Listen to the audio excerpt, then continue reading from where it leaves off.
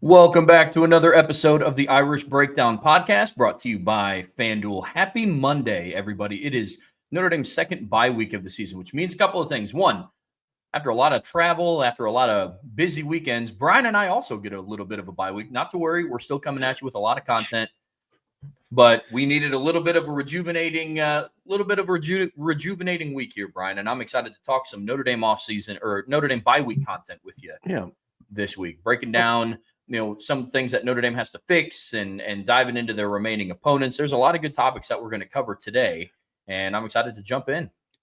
Well, depending on how you look at it, we're either past the halfway point of the season or we're almost to the halfway point of the season, depending on how far you think Notre Dame's going to go in the postseason this year. And that'll be something that we talk about today, Trev. But we're kind of treating this like sort of this bye week like the midterms, right? I mean, that's kind of how we're going to look at this. Yes, they've played 7 games. They've got 5 left. But we anticipate Notre Dame being a team that's going to play at least 2 more games in the postseason. And so I kind of look at it and say, look, let's evaluate who this team is. Let's evaluate the schedule. Let's look at what this team can be, what needs to happen for them to get there. So like today, we're going to talk about the USC game, what it meant for Notre Dame. We said last week, look, we're not going to worry about the playoffs until after the USC game. Well, Notre Dame won that game, won it by double digits, and so we're going to talk about that this week and what that game means. We're going to look at the schedule, the final 5 games of the schedule, see what's left on it. And then at the end of this segment, this show, we're going to talk about the 5 players on offense and the 1 coach on offense. And then the 5 players on defense and then the 1 coach on defense that we both think, and we have different lists, are most important to this team achieving its full potential. Not just down the stretch, but then also in the postseason. That'll be today's show. Tomorrow, we're going to talk about grades. We're going to hand out grades for the first half. We'll do some overall offensive grades. We'll grade position groups. We'll do the same thing for defense. And then we'll break down some improvements that we want to see this team make down the stretch. What are some areas where Notre Dame can get better? So that could mean things they're good at but need to be great at, things that they're not good at that they need to get good at, and have some fun with that. Do offensive defense. Wednesday, it is a bye week, so that means Biso Holt is back. So, Salty, if you're listening, tomorrow, go ahead and throw that post on the board, and it will be obviously for premium members only. We're going to continue that. It's for message board members only. Thursday, we're going to talk about – so Trev and I mentioned this before, but we're going to wait till after the USC game before we started talking playoffs for Notre Dame. So we're going to have a new segment every Thursday as long as Notre Dame is in the playoff hunt, which means if they keep winning, they're in the playoff hunt. We're going to look at games that impact Notre Dame and sort of who you as a Notre Dame fan should be rooting for. And there may be times that Trev and I say, no, I think you should actually root for this, and no, I think you should root for that. So we'll kind of have some fun with that. And then after that, we'll then do our preview of the big games that weekend. And those games will be strictly analysis previews of those games. We won't be talking about what it means for Notre Dame.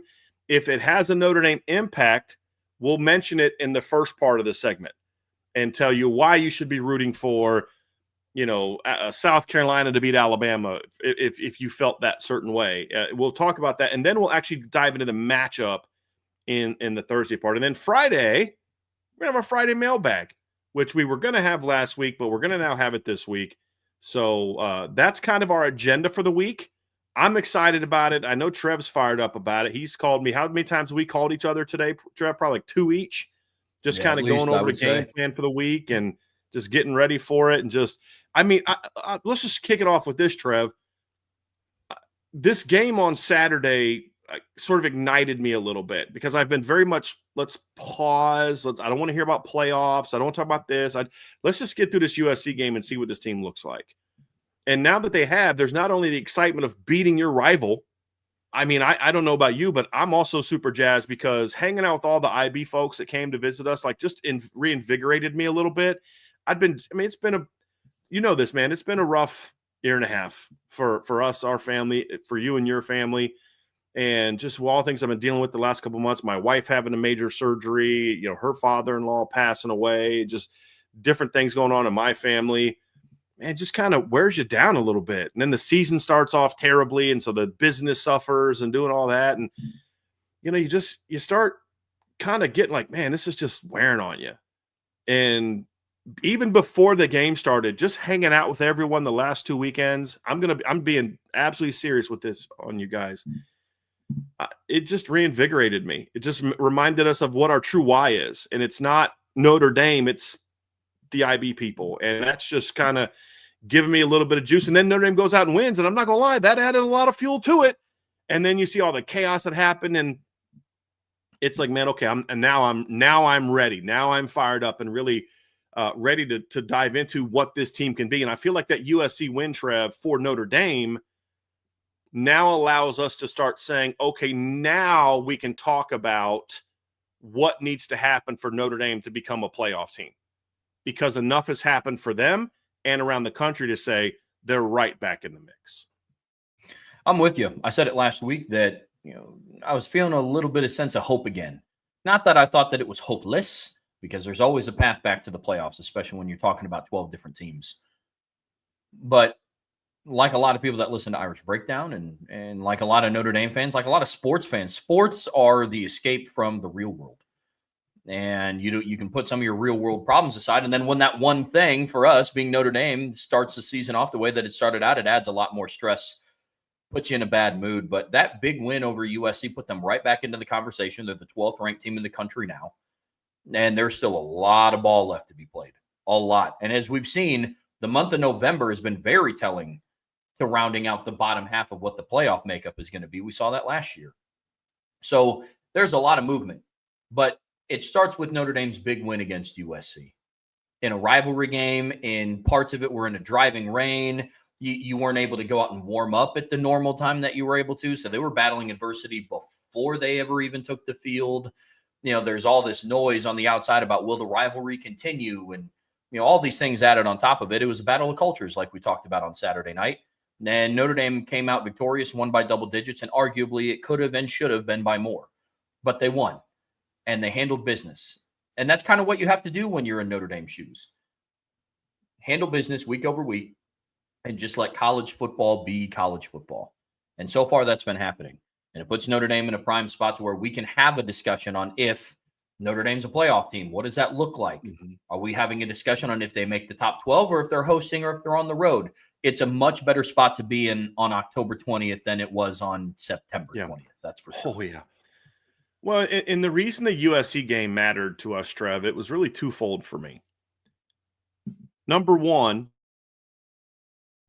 it was, okay, beating NC State was good.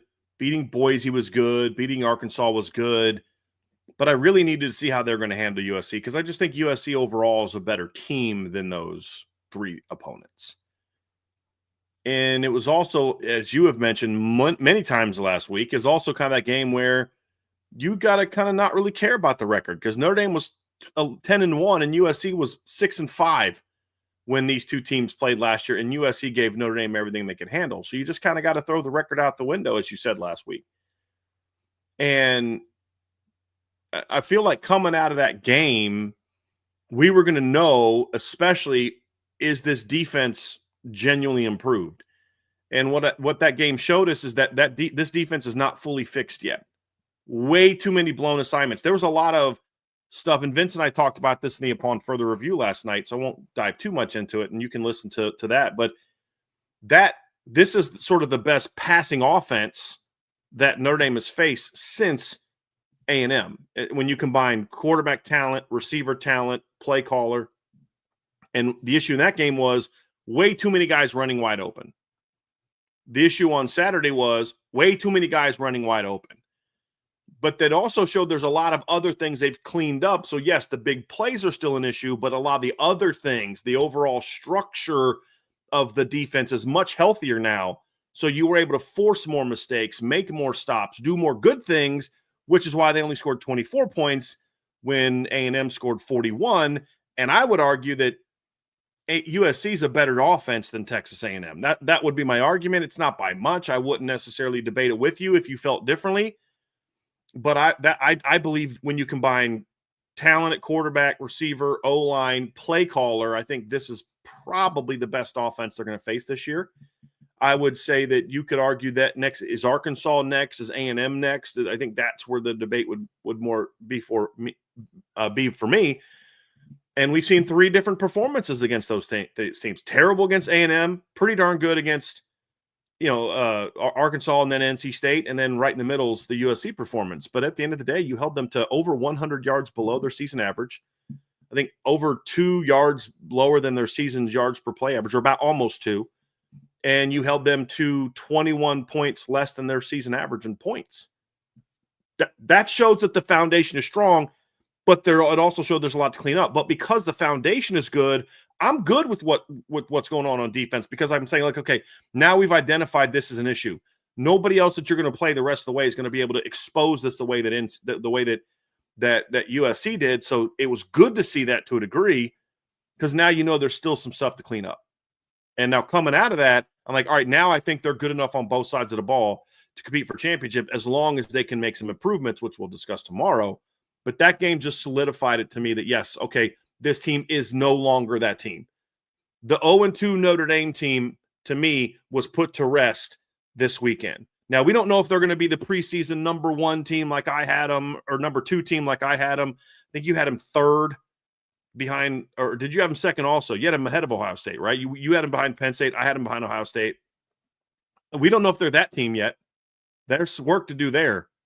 But what I think this game did for me is it buried the team from weeks 1 and 3, the team that started 0-2. I think that team is dead. Now let's find out just who this team is. That's still a work in progress. But I think that's why I wanted to wait till this USC game to really dive into, is this a team that can get to the postseason and do something once you get there? No, I agree. For me, the USC win, it made the first quarter of the season the outlier, specifically on defense. And that's a good spot to be in. And it's evolved really since Purdue. They had a good win against Arkansas. The defense played great. Held Arkansas to 13 points. And we talked about, okay, that is now the outlier. And then, okay, can you follow it up against Boise? They did. And then it was, okay, well, you game plan a little bit differently for Boise State based on what they do offensively. Let's see what they do against NC State. So with each passing game, you put that first quarter of the season more and more into the rearview mirror to bring them into where they're at now. And talking about if Notre Dame is a playoff team. So let's talk about it, Brian. Notre Dame has now rattled off 5 straight wins. And if you've been following this team, at least since 2024, we know that this is something that Marcus Freeman and this coaching staff and the players that returned on this team were capable of doing. But they, in a month, have gone from being 24th in the country all the way back up to top 12 in the country. The outlook on the playoff is looking significantly more positive. So when you look at Notre Dame specifically, first and foremost, are they a playoff team? And then what do they have to continue doing to remain in that discussion outside of just the obvious of continuing to win football games? Is Notre Dame a playoff team? I think that's a good place to start with this conversation. Well, and there's one way that we can answer it quickly. And then there's another way to argue, well, can they get into the playoff? And the first one is, are they playing like a playoff team? And the answer for that, for both of us, because we've talked about it, is absolutely. This is a playoff team. I said to a friend yesterday, Trev, and this is not something I talked with you about. I want to get your response to it. I said to a friend of mine, I would not rank Notre Dame in the top 5 right now, because I think resume has to be part of a ranking. It's not eye test to me. I hate when SEC people do this. Well, if you did the neutral field, this, and this, and no, that's not how ranking should be decided. At some point in time, what you actually do on the field has to matter. And somebody's like, are you mad that Vanderbilt passed up Notre Dame? I said, no, I'm not, because they also have a good loss, but they also have some good wins. And I mean, from a ranking standpoint, their win this past weekend was better than Notre Dame's. I don't know that I necessarily agree with that. I think USC would beat LSU as they did last year, and this is a better USC team than what was last year, and this is not as good of an LSU team as they even had last year. So all the hypotheticals are. I just hate when SEC people do that. I'm not going to do that. So if I was doing a top 10 ranking, I'm not going to have Notre Dame ahead of Miami. I'm not going to have Notre Dame ahead of Texas A&M, Indiana, Ohio State, Oregon, Georgia even. But if I'm talking about take rankings aside and just say, okay, eye test. Right now, the last month of the season, who are the 5 best teams in college football? Notre Dame is squarely in there, and they're not 5th. And for me, it's Ohio State. It's Indiana, who's legit good. It's Notre Dame. It's Alabama. And then I'm having a conversation about who's 5th. Is it A&M? Is it Georgia? Is it Miami? Is it Oregon? That's where I'm having the conversation then. But I think the way they are playing like a top 5 team. That's the easy answer, Trev. So first of all, before I move on to the next point, thoughts on both of those things, where I think they should be ranked now compared to where I would put them if we're just talking about who's the best aside from a ranking. Like, did that make sense? Agree, disagree? What are your thoughts? Yeah, no, I agree. I mean, just rankings aside, I think Notre Dame should be a top 10 team in the country. I do. Yeah, I like BYU jumping. I honestly don't have as big of an issue with Vanderbilt jumping them. I don't. I understand why it happened. BYU jumping them, I think there's more of an argument there than there is with Vanderbilt. But at the end of the day, it is what it is. But you just look at how they're playing, to your point, really since the second half of the Purdue game until the clocks hit 0-0 against USC. I think that they were performing like a top 5 team. And I say that because really for the last month to month and a half, we've been talking about how they are playing like the team that we thought we were going to see on August 31st. And like the team that we thought that we were going to see on, September 6th or whenever they played, September 13th, when they played Texas A&M. The other benefit to that too is that I was talking to a buddy about this earlier today, is I still also don't think that there's elite teams. I think there's elite sides of the ball, but I don't know if there's any elite teams. And I think Notre Dame fits well within that category. Top to bottom, I think that they've looked better than some of the other teams ranked in the top 10 firmly.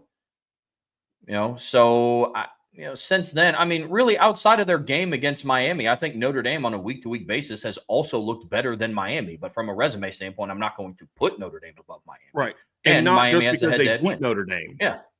They also blew out a good South Florida team. Yep.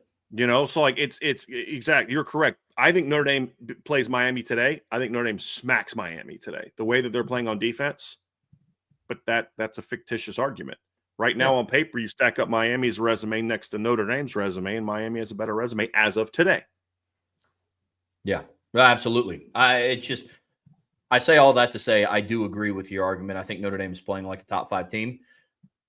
And I know that can get clouded by some people because they think about Ohio State and think about Indiana. But, I like to use the frame of reference of looking at some of these opponents or some of these teams versus Power 4 opponents. And I think Notre Dame has looked just as competitive, if not more competitive, than some of those top teams against Power 4. The buddy I was talking to is an Ohio State fan, and he echoed some of the same things. He was like, the defense is legit. The defense is absolutely elite. They've allowed 41 points in 7 games. That's insane. That is absolutely insane. And look, Trev, they haven't played like a brutal schedule so far, but they haven't played a cream puff schedule either. Nope. It's not like they've played. I mean, they've played Texas. They played an Ohio team that, with all due respect to my guy Archer, is not tougher than Purdue and Arkansas, but it's still a quality MAC team that in games outside of, them, they've scored 31 points on Rutgers, 52 on Gardner-Webb, 35 on Bowling Green, 48 on Northern Illinois. They held them to 9 points. They completely shut down DeMond Williams. They held Minnesota to 3 points. How did Minnesota respond to getting beat by Ohio State 42-3? They went and beat Purdue and Nebraska in back-to-back weeks and just smacked Nebraska this past weekend. So, and then, of course, Illinois scores 16 points on them. They beat them 34-16 in a game that was never really that close. And Illinois, coming into that game, Trev, had scored 34 points against USC, 43 points against Purdue. They scored 45 against Duke. And, they played Indiana and Ohio State. They scored 10 and 16 points respectively in those games. So, and then, of course, Wisconsin this weekend, they blew out 34-0. So, yeah, you're talking about a defense, man, that's playing at an absolutely elite level. They've held 4 opponents this season to less than 190 yards of offense, Trev. Yeah, the defense is playing absolutely insane. But the offense hasn't also looked like what we thought it would look like at the start of the season either. In the preseason, we had more questions about the defense than the offense. And, halfway point through the season, because Ohio State also has a bye week this weekend, I can confidently say that their defense is elite and their offense is good. But there's no complete elite teams, in my opinion. Honestly, you could make the argument that IU is probably the closest, when you look at it from a Power 4 standpoint, because they put up 63 points against Illinois. But even then, there is a gap between what they've done offensively against Power 4 opponents or FCS or Group 5 teams. So like any team would.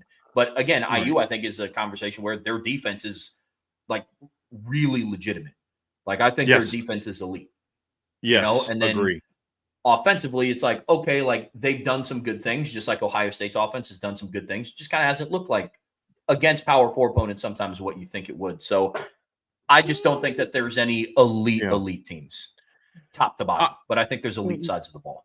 We would somewhat agree to disagree on Indiana, but it's not like by a ton. I mean, I think Iowa kind of keeps everybody down. But what they did to Illinois, what they did to Michigan State this weekend, and they scored 30 points against Oregon and didn't even play that well.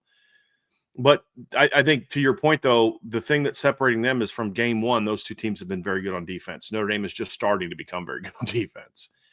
And I would argue neither one of those teams have really played an offense like USC's. We've said all year that Oregon's offense is not an elite offense. It's not a typical Oregon offense, especially with the injuries to Evan Stewart. I would say USC has a better offense than Oregon. I don't know that they have a better defense than Oregon, and we'll see how that plays out. But you look at the teams that they've beat. Those two teams have the resumes to be 1-2. To your point, and I think that Notre Dame is, as far as how they're playing, I think Notre Dame is in there with how they're playing right now. And the thing about Notre Dame, Trev, is you look at like a lot of the scores that Indiana's had the last 4 weeks, 63-10, 20-15, 30-20, 38-13.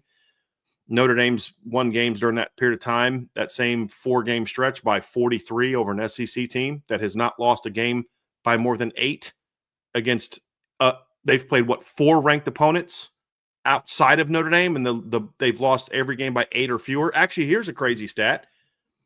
Arkansas this season, I was looking at this earlier.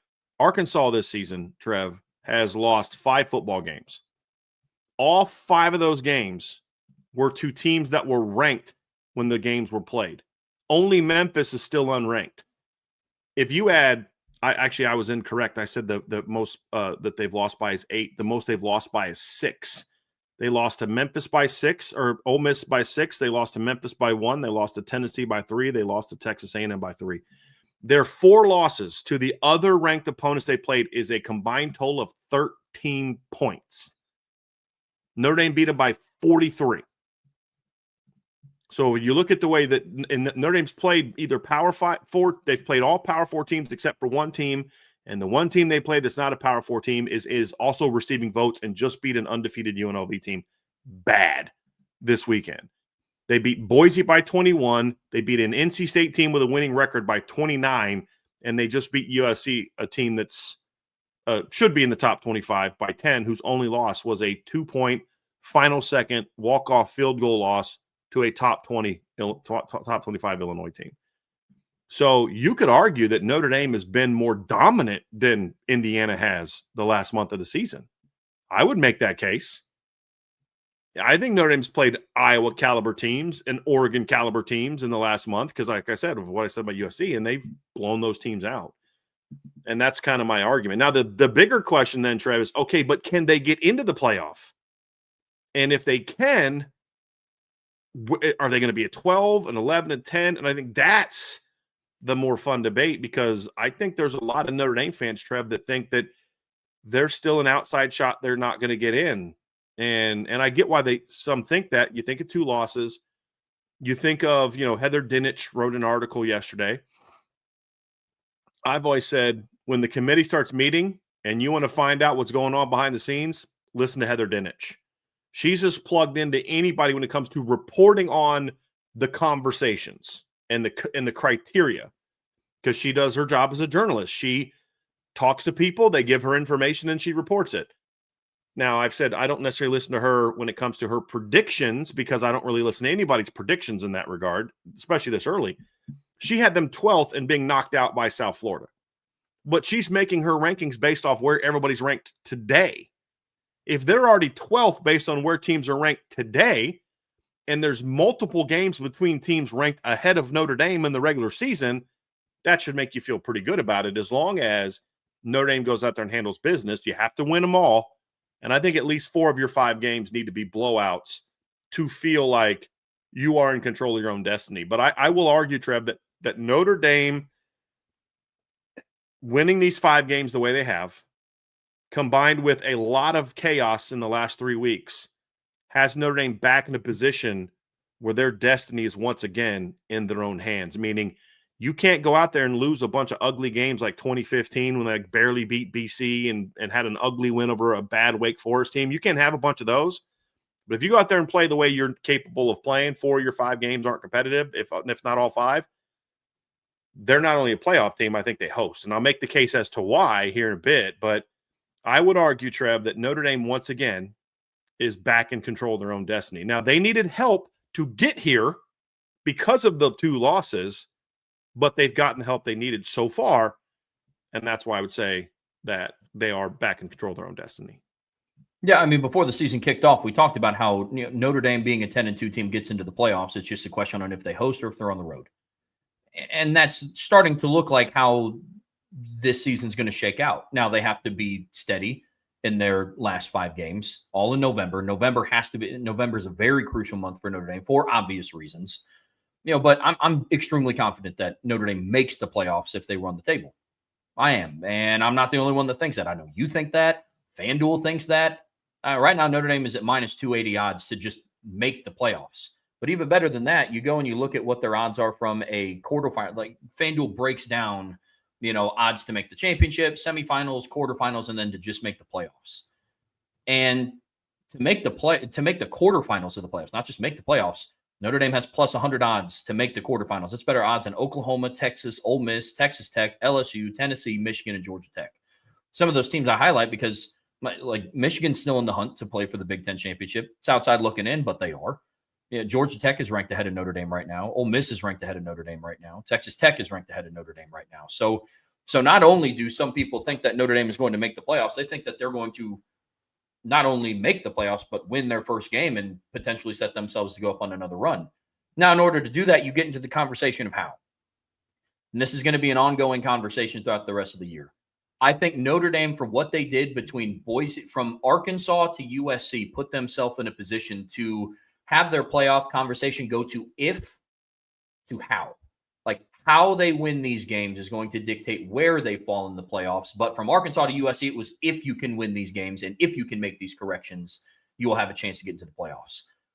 Now it's a conversation of how it looks because the people that vote on these polls and the people that are on the playoff committee are people. There's recency bias involved. Why do you think Michigan is ranked this week and USC isn't? It's because Michigan won and USC lost. And it's absolute garbage. Absolutely freaking stupid. And I don't think the playoff committee would have done that. The AP and coach poll voters did that. Yes. I asked my guy Dylan Sin because he's an AP voter, great guy, covers Notre Dame. Check Dylan out. He does some really good stuff. Also covers, I think, Indiana football or basketball as well. But I said, man, please tell me you didn't put Michigan ahead of Indiana or of USC. He's like, no, man, I didn't do that. But it's absurd. But it speaks to your point, Trev. They're people. They make mistakes too. And it's recency bias and eye test. Which means that Notre Dame which means that Notre Dame in their final 5 games not only has to win, but they have to win convincingly. Yep. Like there are opponents, and I'll just say this now, and I'll leave them nameless until we get to the weeks that we're actually previewing them. There will be weeks that I will predict Notre Dame to win by 25 plus points. I'm just telling you that right now. Yes. But that's what this conversation is. It's the how you win. Because if Notre Dame loses to a Boston College or a Stanford or a Pitt, really, if they lose to any one of these 5 remaining teams, not only are they not getting into the playoffs, they do not deserve to get into the playoffs because then you start getting into the conversation of what we talked about with like the Alabamas in the SEC last year is you didn't handle business against teams that you should have blown out by 2 touchdowns. Mm-hmm. The how is going to be extremely important moving forward. But yes, depending on how they win, I feel very, very confident about not only Notre Dame making the playoffs, but putting themselves in a position to host. So I'm with you, man. I think Notre Dame is back in control of their destiny. The fact is your remaining schedule is what, 4 ACC teams in a group of 5 team. And there's no respect for the ACC amongst voters. And honestly, I don't know that there should be a ton. I think the ACC is getting a little bit too much hate. I would say, look, if you look at some of the non-conference games, all these ACC teams didn't start struggling until they got into conference play. But that's a different debate for a different day. It is still very clearly the fourth best Power 5 league. And you need to dominate the ACC. You need to be able to say, you need to have some, well, look at Notre Dame's result compared to Virginia's against those teams or compared to Louisville's against those teams, that type of thing. Well, Louisville got one on you this weekend. They beat Miami. You didn't. So there's going to be a lot of those things that factor into it. But you've got to be dominant. That's what they're going to want to see from Notre Dame because they don't respect any of the opponents, nor should they. Boston College is bad. Syracuse without Steve Angeli has been bad. Stanford is bad. Pitt and Navy are good football teams. But, so you've got to not only win, it's style points are going to matter. And Marcus Freeman, I think, knows that. And we learned last year that Marcus Freeman understands that style points matter. I mean, we saw the way Notre Dame pounded teams last season, second half of the year. He understands that. But let me make this case. So my prediction is this: if Notre Dame wins the next 4-5 games the way they're supposed to, because I'll be honest with you, Trev, I don't think a single game they play down the stretch is going to be less than a 10-point spread. I'll be shocked if any of those games are less than a 10. If they were a 9.5-point favorite over USC, there's no way that anyone is going to be closer to Notre Dame than USC down the stretch. That's my opinion. No, I don't know if you've looked at those numbers or not yet. Like, I don't know if there's a spread out for Pitt or not, but like, I just don't see it. And the point being is, like, people are going to expect Notre Dame to blow these teams out, and that means Notre Dame needs to blow these teams out. If they handle business the way they're supposed to, these next 5 games, meaning at least 4 blowouts, and then 1 is a win that's somewhat competitive, but you handle business either against Navy or Pitt, Notre Dame will not only make the playoff, they will host a playoff game. And here's my argument for that. And people said, well, hold on a second. There's only one team that hosted last year that had 2 losses, and that was Ohio State. And they were the 8th seed. And they were like preseason, everybody thought they're going to, like, they were getting some of the benefit of the doubt. Well, one, Notre Dame's getting some of that benefit of the doubt also. There's a reason that Notre Dame is the highest ranked 2-loss team by 5 spots. And that's over an SEC team in Tennessee who lost to Alabama and Georgia, who are both top 6 teams now. So Notre Dame is getting some of that preseason kind of benefit of the doubt that Ohio State got last year. But my other point is we have to remember that the structure of the seeding this year is different. Last year, when there was only one 2-loss team that made the college football playoff as a team that hosted, remember, we were in a world where the top 4 seeds all went to conference champs.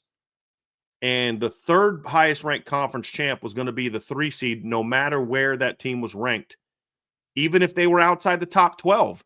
If the top 12 schools were all from 3 leagues in Notre Dame, and the Big 12 champ was still going to get in, and the group of 5 team was still going to get in, there's going to be those automatic bids. And those automatic bids are true this year as well. They are still there. But unlike last year, they don't get bumped up to the 3rd and 4th seed. The highest a team can get in outside of the top 12, in theory, is like, I think, 9th. You're assuming that the first 12 are all from one conference. Essentially, if that happened, then you could have 4 teams from outside get in. That's highly unlikely. It's most likely 11 and 12 will be 2 teams from outside, which means Notre Dame needs to make sure that they're higher than 11th or 12th to not get bumped out. But they're 12th in the AP poll now. There's 2 games, Trev, before Notre Dame will play. It's after the BC game, so Notre Dame will play 1 more game, right, before the polls come out, before the college football playoff come out. The first playoff poll will come out the Tuesday after Notre Dame plays Boston College. Okay, so they'll be before Navy and Pitt, so that's perfect. So there'll be 2 weeks of games before then. It's highly unlikely that Notre Dame will be lower than 12th when that comes out. If anything, they could even be in the top 10 by then. But if you look at last year, Notre Dame finished as the 5th highest ranked team. Ohio State last year finished as let me pull up the where is it at here? Let me go final rankings. Let me go to the college football playoff rankings. Notre Dame finished last year ranked 5th. Ohio State finished ranked 6th. and Tennessee finished ranked 7th. There were 2 teams last year that would have hosted playoff games had they had the seating structure the way it is now. Ohio State would have hosted Alabama, and Tennessee would have hosted SMU. 2 teams, neither of which played in their conference championship games. Both lost late in the season, Ohio State losing their final game of the year to a 6-5 team. 6-5 team got in. Tennessee last year got in at 10-2, despite losing a game on November 16th by 2 touchdowns to Georgia. A 2-loss team is not going to have a problem getting into the playoffs. A 2-loss team is not going to have a problem hosting in the playoffs. The question is going to be, 4, 5, 6, 7, or 8. That's the only debate for me. And I don't think it's the climb that people think it's going to be. And I also said, Trev, last year, Notre Dame finished 5th in the college football playoff rankings. And the first batch of rankings, they were 10th. I think they'll be right exactly there now. If you look at where the AP poll was after week 8, Notre Dame was 12th. Where's Notre Dame now in the AP poll after 8 weeks? 12th. So the reality is Notre Dame is exactly where they were last year at this time. The only thing that's different is there's been even more chaos last year early, where a lot of the chaos last year, Trev, happened after week 8, 9, and 10. I mean, think Notre Dame went from 10 to 5 in 5 weeks. And it wasn't because they beat Army and USC and Virginia and Florida State. It's because there was a bunch of chaos going on. Now, the chaos has already started to happen. And if you look at the schedules remaining, there has to be more chaos. It's impossible for there not to be more chaos because of the schedules. Number 8 Ole Miss plays number 13 Oklahoma this weekend. Number 15 Missouri plays number 10 Vanderbilt. BYU, hey, we're going to find out how good they are this weekend because they got to go to Iowa State. Number 13 Texas A&M has to travel to number 20 LSU. Number 4 Alabama has to play at South Carolina. That's just this week. And so there's going to be a lot more chaos. That's why I say I think Notre Dame is in control of its own destiny. If they win out the way they need to, they not only win the game, they not only get in the playoffs, they will host in the playoffs. And that's what's kind of got me a little bit fired up about that coming out of the USC game saying, hey, I think this team has a chance to do something and do something really, really good if they can handle business. We're back to handle business, and I don't have to scoreboard watch entirely. There will be some scoreboard watching going on to see where that, because look, being 8's different to being 5, Trev. That's what matters. I'd rather get the number 4 ranked team in the second ranked quarterfinals than Ohio State or Indiana necessarily in the quarterfinals. Not that I'm afraid of anybody, but I'd like to, after being off for a month, I'd like to kind of get back into that groove a little bit. So that's where I'm at on this, Trev. What say you? Yeah, you definitely have to continue rooting for chaos. And to your point, luckily, the teams that were already in contention to kind of battle for Notre Dame for some of these spots are already out of the discussion. I think Penn State's out of the discussion. Texas is way on the outside looking in. Clemson is out of the discussion. So there's been a lot of, Iowa State was for a little bit of time in September, looked like they could be competing for a bottom tier playoff spot until they kind of fell off.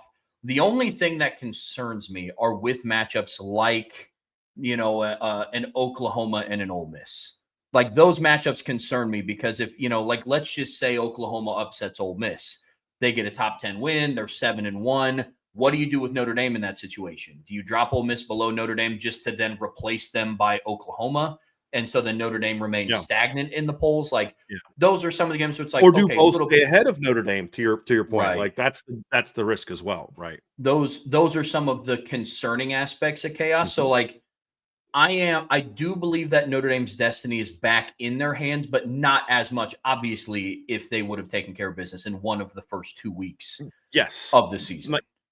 If they're 6-1 right now, we're saying, okay, 1, 2, 3, or 4. That's where you're going to be. 1, 2, 3, or 4. The worst 5. I mean, that's where they're going to be if they went out. That's not the case, because to your point, there are those things, Trev. I mean, you talk about this. Number 3 A&M loses to number 20 LSU. Well, look, LSU goes out and beats number 3 A&M this weekend. They shoot way up the rankings. They're now on Notre Dame's heels, and LSU has some games left where they could surpass Notre Dame if they win out. And honestly, if LSU runs the table and finishes 10-2, they should be ranked higher than Notre Dame. 100%. Because they will have beaten South Carolina, who's not that good, but they will have beaten number 3 Texas A&M, who Notre Dame lost at home to. They will have beaten Alabama on the road. They will have beaten Arkansas at home, and they will have beaten Oklahoma on the road. They will be ranked ahead of Notre Dame. My point is they're not going to be. Because even if they beat Texas A&M this weekend, they're not going to also beat Alabama at Alabama, in my opinion. They're also not going to beat Oklahoma on the road. And if they do, then they knock Oklahoma behind Notre Dame. They probably knock Alabama behind Notre Dame at that point in time. So that's why, you talk about, for example, the Missouri-Oklahoma game this weekend. And this is why I say Notre Dame is in a great position because so much chaos has already happened. Yeah. We're in the middle of October and there's already been a ton of chaos. Much different than last year. I mean, if you look at the week 11 rankings last year, Trev, in the top 10, there were 4 undefeated teams and 6 one-loss teams. And that was in week 11, the first week of the college football playoff rankings. That's almost going to be impossible to have that many 0-1 loss teams now because of the chaos we've already seen. So you look at, might go, okay, Ole Miss, Oklahoma, what if they're both ahead of Notre Dame? Well, for Ole Miss, that's a bit of a problem because they have South Carolina, the Citadel, Florida, and Mississippi State coming up. If they're ahead of Notre Dame after they beat Oklahoma, if they lose to Oklahoma, that's a problem because they've got a pretty easy slate coming up as well. But Ole Miss is going to Ole Miss and potentially drop a game. But if I'm being realistic and looking at it from a pure analysis standpoint, that could be problematic. Well, then you got 2 more SEC teams ahead of them. But then I'm like, yeah, but I'm not worried about that because Oklahoma still has to play at Tennessee, at Alabama, home against Missouri, and home against LSU. And that's the whole point of looking at what's left on the schedule because Tennessee already has 2 losses. I'm not worried about Tennessee leaping Notre Dame. They're going to lose another game. I'm not worried about Oklahoma if with another loss because if they lose this weekend to Ole Miss, they still have a lot of games left in their schedule that they could lose. Missouri, I'm not worried about Missouri. So Oklahoma plays Ole Miss. They play at Tennessee, at Alabama, home against Missouri, and home against LSU. Well, what about one-loss Missouri? They have to play at number 10 Vanderbilt this weekend, home against number 3 Texas A&M, home against Mississippi State, at Oklahoma, at Arkansas. Well, what about one-loss Vanderbilt? Hey, they got a tough game this weekend, but then they got to go play at Texas. They have Auburn at home, Kentucky at home, and at Tennessee. So, there's a lot of L's still out there for teams, and that's why I say I'm not concerned about it. There has to be. It's impossible for Missouri, Ole Miss, Vanderbilt, Oklahoma all to have 1 or no losses. It's impossible. It's literally impossible because they all play each other. And that's just the SEC is just it's going to eat itself alive. And yeah, you can look at the Big 12. There's a lot of one-loss Big 12 teams, but it's impossible for it to stay that way because most of those teams play each other down the stretch. And that's why I feel very comfortable saying that I think Notre Dame could climb all the way up to 5 or 6, honestly, as a hosting team if they keep handling business because there's just so much pending chaos ready to go. Agreed. I come at this from the angle of somebody who is also very confident if Notre Dame runs the table, they will make the playoffs. I'm not as confident as you are in their ability to host because I think the other added aspect to this is Miami and Texas A&M also have to continue winning. From a numbers standpoint, there's a finite amount of spots that it's okay, Notre Dame could potentially work its way up to host, and maybe we're talking 4, 5, 6, 7, 8. But then what spots are taken up by Texas A&M? What spots are taken up by Miami? Some of the other teams that keep beating other teams. I don't think it's also a coincidence that the weekend that Notre Dame gets a top 20 win at home by 10 points, and they only move up 1 spot in the polls, also coincides with the week that Miami, the number 2 team in the country, lost at home to an unranked Louisville team. I think if Miami would have handled business, Notre Dame might have had a bigger claim to move up more than just a spot. So it's you also have to hope for Texas A&M to keep winning. They're a part of the chaos. There's teams capable of beating Miami left on their schedule, but I think this Louisville loss is either going to treat as a moment that kind of galvanizes them and maybe they went on autopilot for a little bit, or it's going to be their demise, which will be interesting to see how the committee holds Notre Dame in regards to their loss to Miami. Maybe it's one of Right. those where it's like, hey, it was so long ago that this is a completely Mhm. different team. And I put more faith in the college football playoff committee to do that than the AP voters or the coaches poll. But Go. that's why I say that it is definitely significantly more in their hands talking about Notre Dame than it Mhm. was a month ago. But it's not like win out and you host like that. Like I'm not there like yet, but Yep. I completely get where you're coming from though. So on that, with Miami and Texas A&M, they don't need to keep winning for Notre Dame to be respected. But if they're not going to keep winning, they need to keep losing. That's the danger for Notre Dame as far as hosting. Because to your point, if they both lose a game, let's say Miami loses one more and Texas A&M loses two more, or two period, now you're sitting there with identical 10-2 records, and they both have the head-to-head. Now that's where it could get like, okay, that's how you get bumped out of the college football of playoff, they're not going to get out of the playoffs. That's how you get knocked out of hosting. Because also, especially for A&M, this is not so true for Miami. And I actually think Notre Dame could pass Miami with an identical record if they lose another game, because they're going to lose to somebody not good. And they are going to look back and say, guys, that was week one. Notre Dame played terrible. They lost by 3 points. But it's not a given, Trev. But with A&M, those losses are going to come to other teams that Notre Dame is competing with for spots. So now a 2-loss team could then leap Notre Dame for a hosting spot at that point in time. So you get into that danger, but I'm still not as concerned about it, because those teams still have to play other of those teams. They all have to play each other the way that it's set for the SEC, because kudos to the SEC for this. They are not taking the Big Ten route of let's play soft non-conference games and try to make the schedules for our top teams as kind of easy as possible. SEC is not doing that. Because the one thing I think the SEC understands is we're trying to win championships. We're not just trying to get as many teams in as we can. We're trying to do both. And so that's why I'm just not quite as concerned about it. However, to your point, Trev, like that's where those teams losing. So what you want is, if Miami's going to keep losing, you want them to get that third loss. Because 9-3 Miami's not getting in over 10-2 Notre Dame. Not when you only beat them by a field goal in week one. Would you agree with that? Yeah, absolutely. Same thing with A&M. If A&M's going to have their November collapse, which I don't think they're going to have, I think it's a well-coached football team, but they could lose two with the schedule they have left. What you want to happen is you want them to have a total collapse down the stretch, not a partial collapse with their 10-2.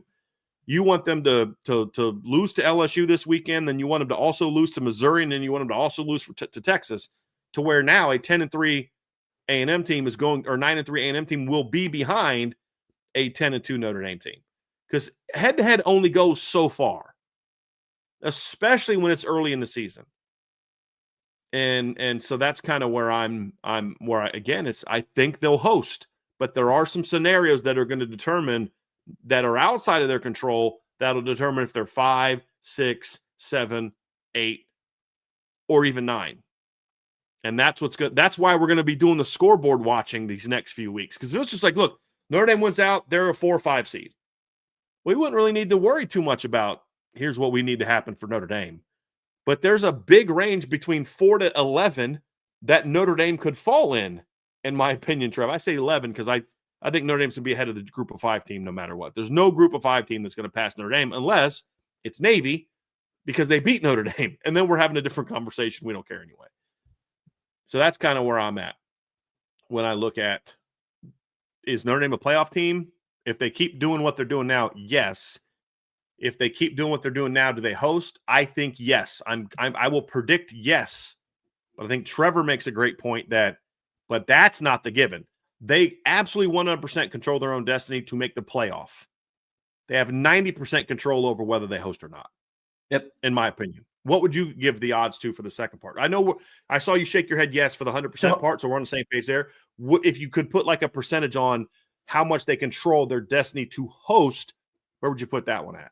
Because you make some great points on that. Yeah, like a 70 to 75% chance confidence. I don't want to say that it's completely out of the realm of possibility. Just in this season of crazy chaos with college football, there is a part of me that it's like, it's hard for me to accept like all of this chaos is going to happen all around college football, but work out perfectly for Notre Dame to be the 6th seed and host, the 11 seed. So it's just, sometimes part of me is just like, I have to see those games happen because there's so many different scenarios. Like I feel like Charlie Day in that, in that scene where he has like all like the red strings attached to the whiteboard, but what the season has showed us that if a team can lose, they will lose, if you don't come prepared every single week. So I put my confidence around like a 70 to 75% chance that if they win out, they host. It's just, I can't be all the way there because there are scenarios where even if they do completely win out, it's not guaranteed that they host. If like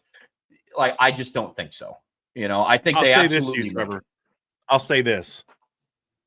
If Arizona State had not made the playoffs last year, I would literally want to debate this with you right now. Because I would say to you, Trevor, it's so the odds of all the things happening that need to happen for Notre Dame not to host are so astronomically unlikely that I think your odds are too low. But that's also what we said going into November for Arizona State's playoff chances. They literally needed everything to go perfectly in November, and it did. And they got in. Had that not happened, I probably would debate this more with you. Sure. Because and that was in a shorter period of time. That was an even harder everything has to go right because it was such a these next 4 weeks have to go exactly how you hope that they can go. I'm just more confident that they'll still host because it's such a you just look at the rankings now, Trev. It is like, dude, there's a lot of losses out there right now and a lot more that are going to happen. So we'll see how it goes. If you're a Notre Dame fan, I would say you should be we'll talk more about this on Thursday. You should be a huge Mike Elko Texas A&M fan.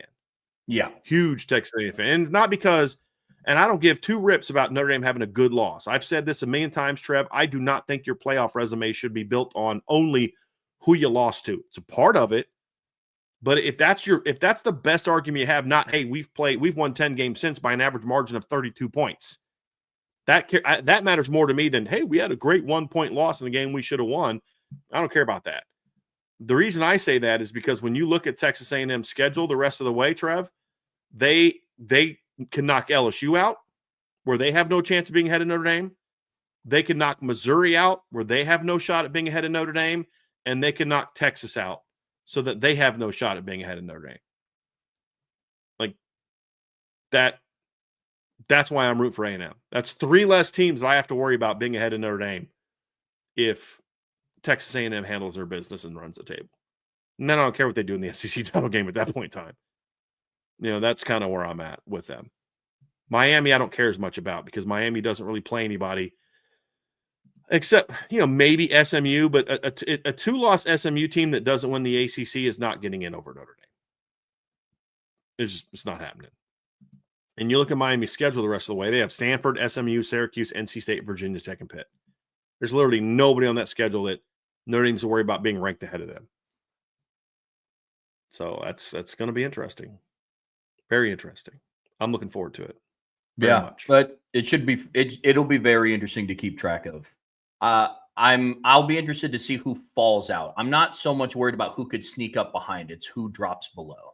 Like that's what I'm paying attention to. So that's scoreboard watching the next couple of weeks is definitely going to be fun. But we talked a lot about, Notre Dame having to win out. So part 2 of today's show, guys, we're getting to it in a second, but we're going to talk about who those opponents are that Notre Dame has to win out against. But before we get there, make sure you hit that like button. Make sure you subscribe to this channel, whatever streaming platform you listen to us on. We'd greatly appreciate a 5-star review. But as always, the best way to support what we do here is subscribe to the premium message boards at boards.irishbreakdown.com. All right, Brian, in part 2 of today's show, we are breaking down the second half kind of Notre Dame schedule. We talked about bye week. They're in the middle of the midterm. So in part 2 of the Irish Breakdown podcast today, brought to you by FanDuel, we're talking about who Notre Dame has left on their schedule. We spent part 1 talking about how we are both confident that if Notre Dame wins out, they're in the playoffs. I think that is a common given. So who are those opponents that they're going to be facing, Brian? And like you said, it's 4 ACC opponents. It's 1 group of 5 team in Navy that's currently sitting undefeated. it's a back half of the schedule. And we said this before the season even started. We thought that Notre Dame's hardest games all came before November. There were potentially some sneaky ones coming in there. Like depending on what Pitt did, they might be one to look out for. They'll come back up in discussion here. Navy was going to be a good team again. Right. Navy was going to be a good team again for everything that they brought back. But by and large, the early part of their schedule pre-November was going to be their toughest stretch. And so now it's about finishing, and how you finish is going to be huge for this Notre Dame team. There's no question, Trev. I mean, when you look at the schedules we talk about, it's not a schedule that's loaded with really good football teams. You will play. The good news is I do think you play two of those really good football teams early in your 5 games, second and third. That you're going to get them back to back, Navy and Pitt. And so if you're a Notre Dame fan, next 2 weeks, you're a big, next 2 weeks, you're a big Navy fan, and Navy fan. And then for the next 3 weeks, you are a big Pitt fan. You want them to go out and win games because both of them are receiving votes, which means they could potentially be ranked in the top 25 if they can keep winning. And Pitt's in a situation too where they've lost 2 games, but they lost them both early, so they're kind of riding some momentum. So, but overall, Trev, you're not going to have that signature win in these last 5 games. I mean, even last year, you beat Army, who was undefeated in ranked. You beat Navy, who was undefeated in ranked. And it didn't exactly have like a giant impact on oh my gosh, did you see what Notre Dame? I mean, it helped your resume, certainly, but you weren't a 9 seed but you're a 5 because you beat Army and Navy. It just isn't the case. And that's kind of what Notre Dame went through last year. And one of the concerns was, can they be sharp going into the playoffs with such an easy schedule down the stretch? And Notre Dame proved that, yeah, we can. So that was a good thing. But when you look at the schedule, Trev, there's no opponent that you look at and say, boy, I'm really nervous about that team beating Notre Dame if they play their A game. I think it's going to require Notre Dame to not play well to lose any of these next 5 games. Look, I'll say it again. If you can lose to Stanford 2022, if you can lose to Northern Illinois in 2024, you can lose to any of the teams that are left on the schedule for the most part. I mean, Stanford's not very good this year. They're probably better than they were in 2022. But I think this team's different. And you look, well, they lost to Miami and A&M. Those teams are way better than anybody else playing. And they still almost won both of those games. So it's one of those things where there's a much greater deal of confidence they're going to win all those games now than they did before. But those teams still present some challenges. And then, we're going to kind of go through each one of these teams and talk about it. And we've got the schedules for each of these teams too, Trev. So you just want to kind of go in order and just kind of go through each one and just kind of talk about those teams. I know there was some interesting news that you had seen earlier that Notre Dame just reported also that the kickoff time for the Notre Dame game against Boston College has been put on hold, which means we won't know till next week. Yep. When that game's going to be played. It's on a 6-day hiatus, and they're waiting until after the 25th to release the kickoff times and the network that it's going to be on. So I thought that was interesting. I'll be traveling out to Boston, so ideally it's not a night game. I'm hoping for somewhat of a noon kickoff, but we'll see what happens. But neither here nor there. Let's dive into Boston College's remaining schedule and really the outlook for them on the season. And it is a far stretch away from how they started the year on August 30th. I mean, they've lost 6 straight games, and out of their last 3 games, they've been outscored 127-40. It's just been pretty bad for Boston College. And surprising, Trev, because when you looked at it, you look at the first 2 games and you saw Fordham and you're like, all right, Fordham's not any good, but man, that offense looked really good. I mean, Dylan Lonergan went out there and passed for 268 yards and 4 touchdowns. And then the next week he passes for 390 and 4 touchdowns, and they take Michigan State to overtime. And it's a really good game. And you're like, boy, this BC team might be a little better than we thought. Their defense isn't very good, but they can score. And then the next 6 games, I mean, like next 5 games, they've only been competitive really in 1 of them, and that was at home to Cal. I mean, they went on the road and lost to Stanford, and it wasn't really all that competitive of a football game. I mean, I didn't think Stanford outplayed them. Cal, was probably the most competitive game they had. Pitt annihilated them. Clemson annihilated them, and UConn beat them convincingly this past weekend. Now, UConn's a good football team. That's a 5-2 football team.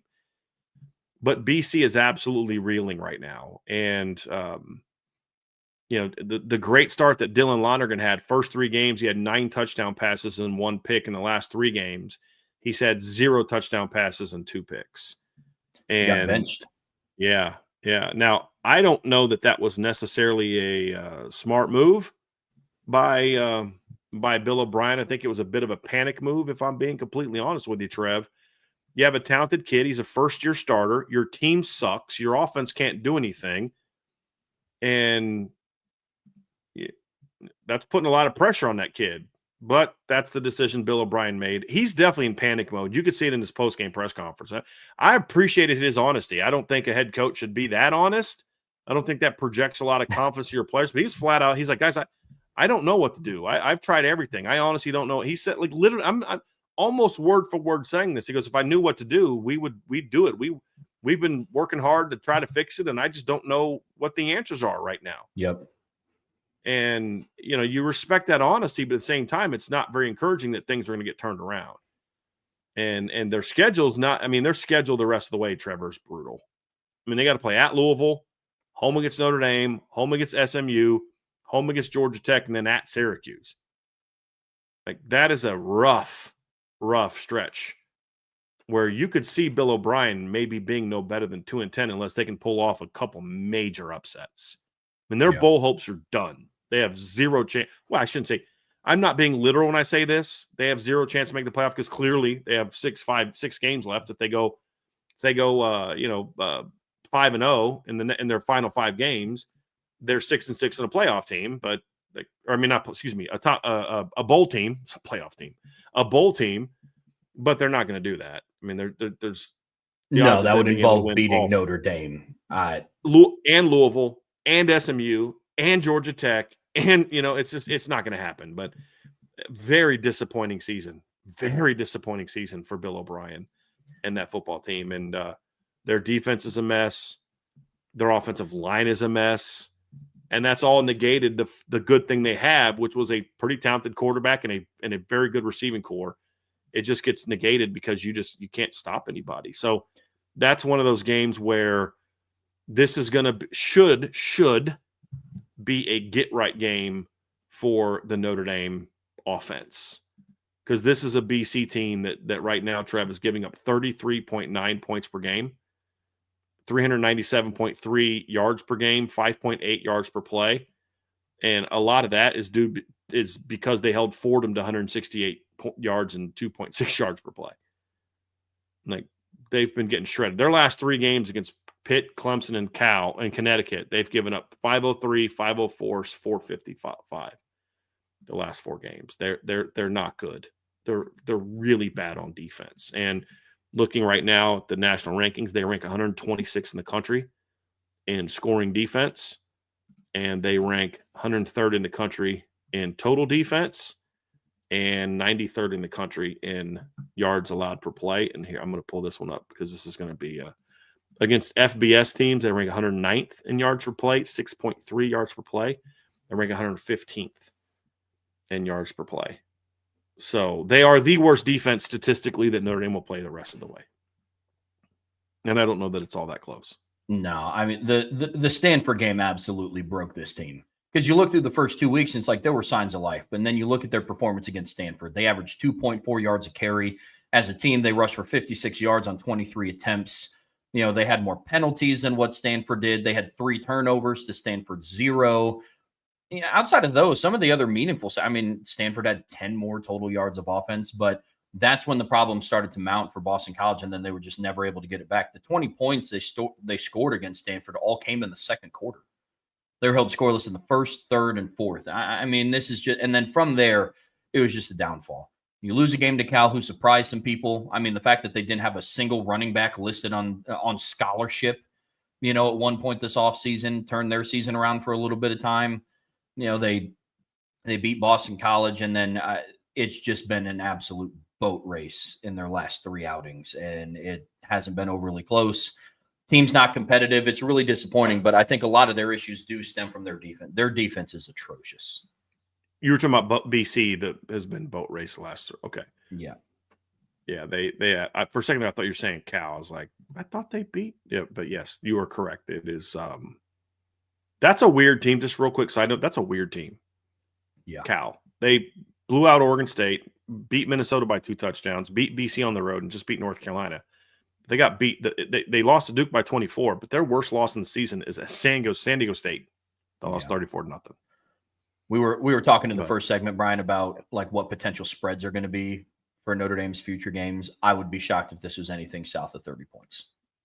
Oh, incredibly shocked. I would be shocked if this was anything south of a 30-point spread. Yeah, this is one of those games where, like I said, this is definitely a get right game. They're 117th in passing defense and they're 61st in rush defense. And again, I'll remind you that a big reason why they're 61st in rush defense is because of the Fordham game. They held Fordham to 16 rushing yards. So that's played a pretty big role. UConn rushed for 93 yards against them. UConn, pretty decent rushing team this year, but that's a game that should not be competitive, Trev. Next game on their schedule, the next two are their to me their two toughest games left in the schedule, and we'll start with Navy. This is my trap game in the second half of the schedule. This is the one I'm most worried about, and I'll just be honest to you about why. It's Chris Ash, and not for the reasons that you all might think. It's not because I think Chris Ash sucks and he's not that. It's the same reason I had concerns about Al Golden's first year against Navy.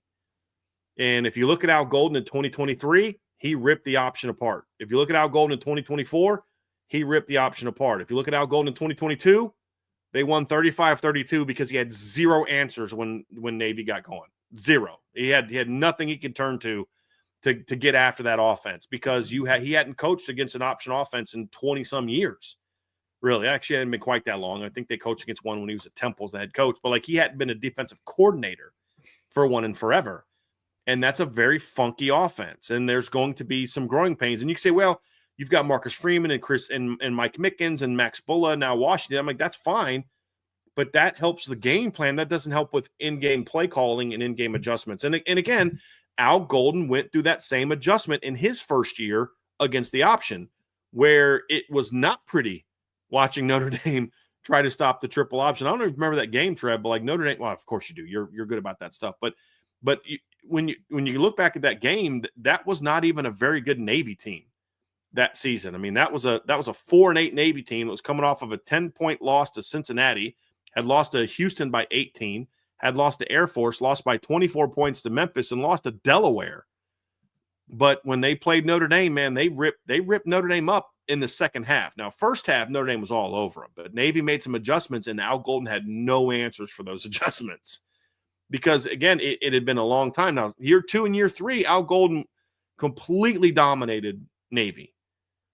But it's the argument that I've said of why I think being in the AAC hurts them, because what helped them all those years is the only 3 teams you played every year was Army, Air Force, and Notre Dame. So a lot of teams would only rarely see you, and it's harder to prepare for. Where now teams are writing Navy books every year built on what they've done against Navy every season. But that game is that's why it's my trap game. And Chris Ash may do a great job, and this isn't he still has to prove something to me. This isn't the point of that. I'd say the same thing if they hired Mike Mickens as D coordinator, if they hired anybody with no background against the triple option as a play caller for this game. I'd say the same thing if they hired a lot of guys that I liked. So that's going to be the adjustment period, and that's why it's my trap game. And I'm also not saying he won't do well. What I'm saying is we have a long history of first-time coordinators playing against Navy. It doesn't go great for them, and this is a very good version of Navy. Or you guys remember how good Bob Diaco was at Notre Dame? Great coordinator at Notre Dame, right? How'd his first game go against Navy? Didn't go well. It didn't go very well. So that's kind of where I'm at on this one, Trev. That's why I think that for me, Navy's the trap game. And looking at Navy, they're 5-0 or 6-0 so far. They have not been as dominant as they were last season. Their defense has been a little bit sketchy. They've had to win some close games so far this season, but they keep winning. And if you're Notre Dame, you need them to keep doing that, because there's 3 weeks before Notre Dame and Navy play. If Navy can win against Florida Atlantic and at North Texas, because North Texas has more votes in the current AP top 25 than Navy does. I think it was them. Yeah, I think they do. That or the coaches poll. So they can win their next 3 games. There's an outside chance that Navy could crack the top 25 if there's enough chaos. But you want Navy to be undefeated coming into that game. And it wouldn't hurt you if a week later they went out and knocked off South Florida a week after they beat Notre Dame. They get beat by Notre Dame. Goodness gracious. Yeah, I mean, offensively, this is a Navy team that I expected to see. Defensively, I don't want to say like let me down because I didn't have, playoff caliber aspirations for this defense, but they're undefeated. They're going into this game. Right now, I believe they just coming off of a bye week. They get Florida Atlantic. If they're able to knock off, North Texas, they're able to beat a current 6-1 North Texas team. I think this game becomes really interesting at Notre Dame Stadium. I think that's what could vault them into the top 25. You have a night game in Notre Dame Stadium against an undefeated ranked opponent. I think that will help with some of the I think it'll be a resume builder, not a perception builder, because unfortunately the committee, most voters, they just don't look at Navy like that. Part of me gets it. The other part's like, hey, look, when a football team is good, they're just good, no matter who, logo on their helmet, style of offense that they run. But Navy this season, really after their first bye week is when their defensive hiccups kind of started. And I know they gave up 24 to UAB. They gave it 23 to Tulsa, but really out of their first bye week is when the game started to become a little bit closer. I'm not surprised they gave up 31 to Air Force. Air Force actually has a really good offense this year. That was actually a really good game. If anybody watched the Navy Air Force game, that was a lot. Same thing about Boise State too. Like, hey, don't get twisted. The 37 points they give up to Air Force, that's a really good offense. Yeah, it is. And so this Navy team, I don't have a whole lot more to add than what you already talked about, man. This is a good football team, well coached. They're disciplined, something that you would expect. I mean, look, they were well coached and disciplined last year. Their quarterback was hurt. They had 5 turnovers, and Notre Dame ended up playing for a national championship. Mm-hmm. The unfortunate side for Navy is Notre Dame is the most talented team that they play by a mile every single year. And so that's what happens when I look at this game. So it'll be interesting to say the least. To your point, Trev, Navy Air Force is 24th in the country in scoring offense. They're 15th in the country in total yards per game. And they are, I think, 15th also in yards per play. Navy, on the other hand, is right now 22nd in the country in scoring offense. The only team left on the schedule that ranks ahead of them is Pitt, who is currently 13th in the country in scoring offense. And then and then you look at yards per game, Navy is currently 14th in the country in yards per game at 472.7. And Navy is 4th in college football right now behind USC, Cincinnati, and Oregon in yards per play. Notre Dame is 11th. So they are the most potent offense that Notre Dame plays in regards to yards and yards per play. I believe that Pitt is behind them in yards. Yes, Pitt is only 57th in yards, even though they're higher than them in points. They're way below them in yards and yards per play. That's without a doubt the most potent offense that they're going to play this season. And that's what makes me nervous about it, Trev, is that it is a team that their offense is pretty good. It should be a game where Notre Dame can outscore them. Even, you know what I mean? Like it could be like a 2015 game or it was a 2014 game where it was like 49-39. Maybe we see that. I hope not. But I don't know that this is a Navy team you're going to hold to like 3, 7, or 10 points again. You just got to make sure you can get 3 or 4 stops. If you get 3 or 4 stops against Navy, you probably win the game comfortably. Unless your offense just kind of, what's down its leg. I mean, you've given up 24 points to UAB, 23 points to Tulsa, 31 to Air Force, 31 to Temple. That's kind of where I'm at. And by the way, Temple's not a very good offense, but I'm not sure who Temple's coach is. I'm going to have to look that up right now. But he's doing a heck of a job this year, Trev. Like they remember they fired Stan Drayton after last year, and like their roster is just not great, man. If we're being honest, I'm looking at Casey Keeler. Oh, that would make sense. This is why more schools need to be looking at guys like him. Casey Keeler used to be the head coach at Rowan College back in the day when they were a D3 powerhouse, went to Delaware, did a phenomenal job at Delaware, won a national championship in 2003 at Delaware, made it to the championship game 2 other times while he was at Delaware. took Sam Houston State to the college football champion playoffs his first 4 years, then won a national championship at Sam Houston State. And then this past year got hired at Temple and turned them around. I mean, Temple last year, Trev, in 2024, went 3-9 under Stan Drayton. And they're 4-3 already. And lost to Navy by a point. And then lost their other two losses to Oklahoma and Georgia Tech. They blew out Howard, blew out UMass, beat UTSA, and then this past week blew out Charlotte. So heck of a job to Casey Keeler on turning Temple around. But that's a better win for Navy than you think for the league. And Navy didn't play great in that game and still won. So hopefully they can kind of get back on track and get rolling here up until November 8th. I don't want them to be rolling that day, but be rolling coming into that game. So, and then the next toughest opponent is the next opponent on the schedule, Trev, November 8th or November 15th. Notre Dame heads east and will play the Pitt Panthers, who are, I thought, Trev, when they lost to West Virginia in week 3, I was like, well, this is going to be a long year for Pat Narduzzi and his team because West Virginia is not good. And then they come out of their bye week, lose a game at home to Louisville, and I'm like, well, it's going to be a long year for the old Panthers, and they have looked really good since then, Trev. Really good. Blew out Boston College, blew out Syracuse on the road this past week, and went down to Tallahassee. I think that's the game that broke Florida State. I do too.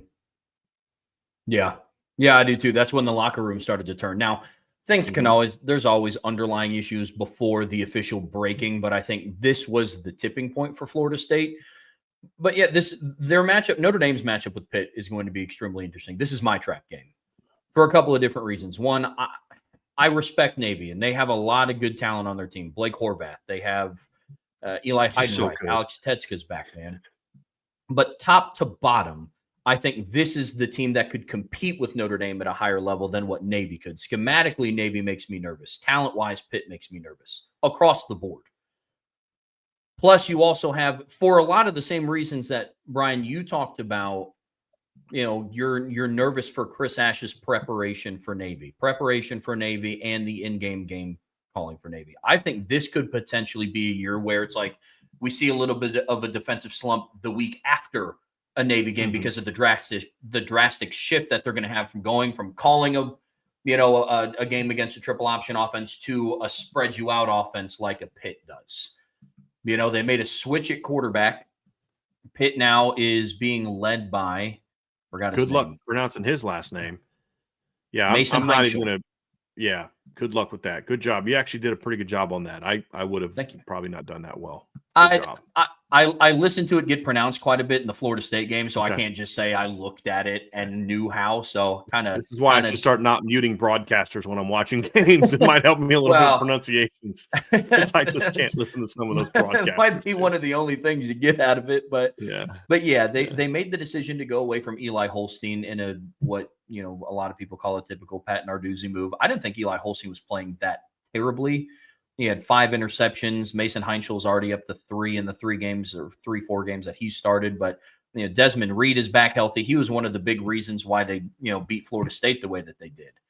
I mean, Desmond Reed as a receiver against Florida State had 8 catches for $155 and 2 touchdowns. That's pretty nuts. I mean, you play a guy that you and I ranked as a top 5 running back coming in the season, and you hold him to 45 rushing yards on 12 carries, and you think that's probably a pretty good day. 3.8 yards per carry, and then you're like, 8 catches for 155 yards and 2 touchdowns. Like, well, guess we didn't handle that one real well. The other thing that and he's legit. I mean, he's a dynamic weapon, Trev. Yeah, he's a dynamic weapon. The other thing, though, is you had, when we were talking like receiving cores that we liked before the season, we were talking about some other, and not just Notre Dame schedule, but national. I remember you bringing up Pitt as a receiving core you were keeping your eye on during the season because like there were some things you liked about him, and they've turned out to be pretty good as well in that regard. So it's funny, the Notre Dame offense and defense are facing very polar opposite schedules the rest of the way. Where when you look at the offense down the stretch, they're facing some not very good defenses. And we'll talk about Pitt's defense here in a second. But, their next 5 opponents are giving up 33.9 points per game. Navy's only at 21.5. but that's bolstered by the fact that they held VMI to 7. They've given up over 33 times this year. Pitt's given up 20.3. Again, that's a little bit bolstered by beating a couple bad teams, Duquesne and Boston College. They've given up over 30 points 3 times this year. And then they face the backup quarterback. Syracuse has given up 29.9 points per game. Stanford's given up 27.7 points per game so far this season. But then you look on the flip side, and Navy and Pitt, in my opinion, are top of the half scheduled teams when it comes to quality offenses in a year where Notre Dame is playing a lot of really good offenses. And so that is very interesting. It may not be like a tough stretch for the team, but if the defense keeps playing the way it has the last 3 weeks and like yards and points wise, that will be impressive because these two teams that we just talked about can move the football, have legit weapons. Because like I said, we all talk about Desmond Reed, but you were spot on talking about how this is a quality receiving core for Pitt as well. Oh, it is, man. I mean, you go and you look at what this team has done, and I talked about some of these guys in the preseason. Kenny Johnson, I was a fan of. He's averaging 15.1 yards a catch, 2 touchdowns on the year, 393 receiving yards. Raphael Williams is their leading receiver in receptions, yards, and touchdowns. He's having a good year. Katarius Hicks is a good contributor. Their tight end hasn't done much this year. They're not an offense that, looks to get their tight ends involved that much. But it's also an explosive offense. Like Raphael has a 67-yard catch on the year. Kenny Johnson has a 42-yard catch. Desmond Reed has a 50. Katarius Hicks has a 56-yard catch. Bryce Yates, he only has 6 catches on the year. One of them went for 68 yards and a touchdown.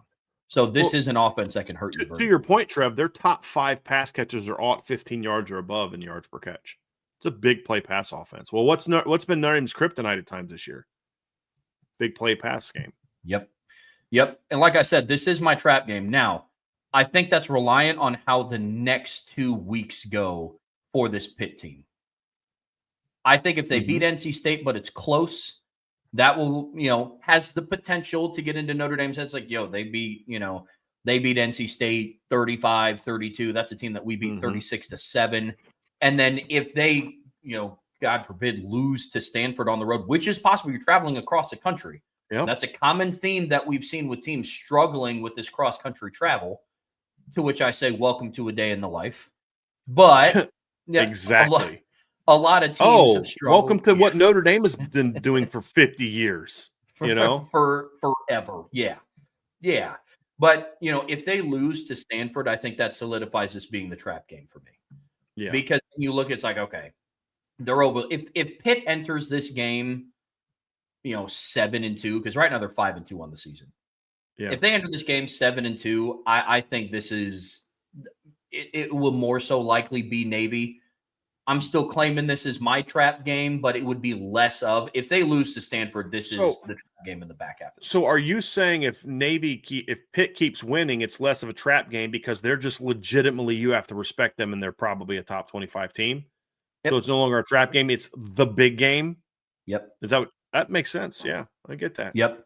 So you won't overlook them then. Do you agree with me that if they beat NC State and Stanford by the time they play Notre Dame, they're probably ranked based on where they are in the rankings right now? Probably ranked at the very bottom of the top 25. Yeah, they have a chance to be ranked, probably ranked. And then one of the other reasons why this is a trap game for me as well is they're going to be playing Notre Dame off of a bye week. Notre Dame is going to be coming off of the triple option offense.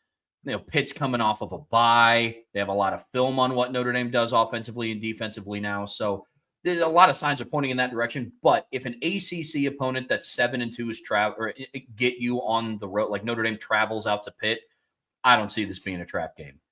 If Pitt is 5-4 or even 6-3 with that third loss coming to Stanford, I think this is Notre Dame's trap game in the back half. It's going to be very interesting. But how Pitt finishes the season is also going to be extremely telling. After their bye week, they get Notre Dame, they're on the road against Georgia Tech, and then they host Miami. That is a tough stretch. I mean, right now, their remaining opponents after their second bye week have a combined record of 17-3. That's a tough stretch for Pitt. Yeah. Somebody in the chat said this, and I always kind of get a chuckle out of this. They say it again. Pitt always gives Notre Dame a tough game. And I'm like, guys, that might have used to be true, but that hasn't been true for a while. In their last 4 games, the 18 game was competitive. That was 19-4, but that was Notre Dame playing bad. But their last 2 games, Notre Dame has outscored Pitt 103-10 in 2020 and 2023. And then in 2015, the 4th time they played, Notre Dame beat them by 12, but it was 42-14, and Pitt scored a bunch of points late in the 4th quarter, including a fumble return for a touchdown against their Ewan Price. I think returned a fumble for a touchdown. So they used to maybe be that way, but it hasn't been that way in a while. And you need to make sure that continues. And the last 4 games against BC, 17, 19, 20, and 22, Notre Dame has won 49-20, 40-7, 45-31, and 44-0. So it's been a while since those teams played Notre Dame tough, but Notre Dame needs to keep this going, because this is not the 3-9 Pitt team you played in 2023 and beat by 51. It's not that. It is a bad BC team. That's just that. And the reality is, you have to blow that team out. If you want to impress voters, you have to destroy them. You can't just beat them 31-7. You got to annihilate them. This is not the same Pitt team that Notre Dame blew out, but this is still a Pitt team that's not on Notre Dame's level. The question is, can Notre Dame play that way? And so that's what's going to be very interesting about that matchup. And then after Pitt, Trev, like you said, it goes down. This is the disappointing one for me. Yeah. This was going to be a very different Syracuse team if Steve Angeli doesn't get hurt. Their offense has done nothing really since Steve Angeli got hurt. Now, I'm not saying they would have beat Duke, SMU, and Pitt. I don't know if they would have. We have no clue. I'd be a little surprised if they went 0-3 and yet failed to get to 20 points in those 3 games. I mean, look, they beat a UConn team that's right now 5-2, and that 34-21 win over Clemson, it was not that close. Look, Clemson's got 4 losses. Nobody beat them as bad as Syracuse beat them. I mean, and it was from the jump, Trev. I mean, they got on them early and just buried them the whole game. Unfortunately, you're in a situation where the injury is real and Steve's out for the year, and I just don't see them recovering. And before they play Notre Dame, they've still got to go to Georgia Tech and play at Miami.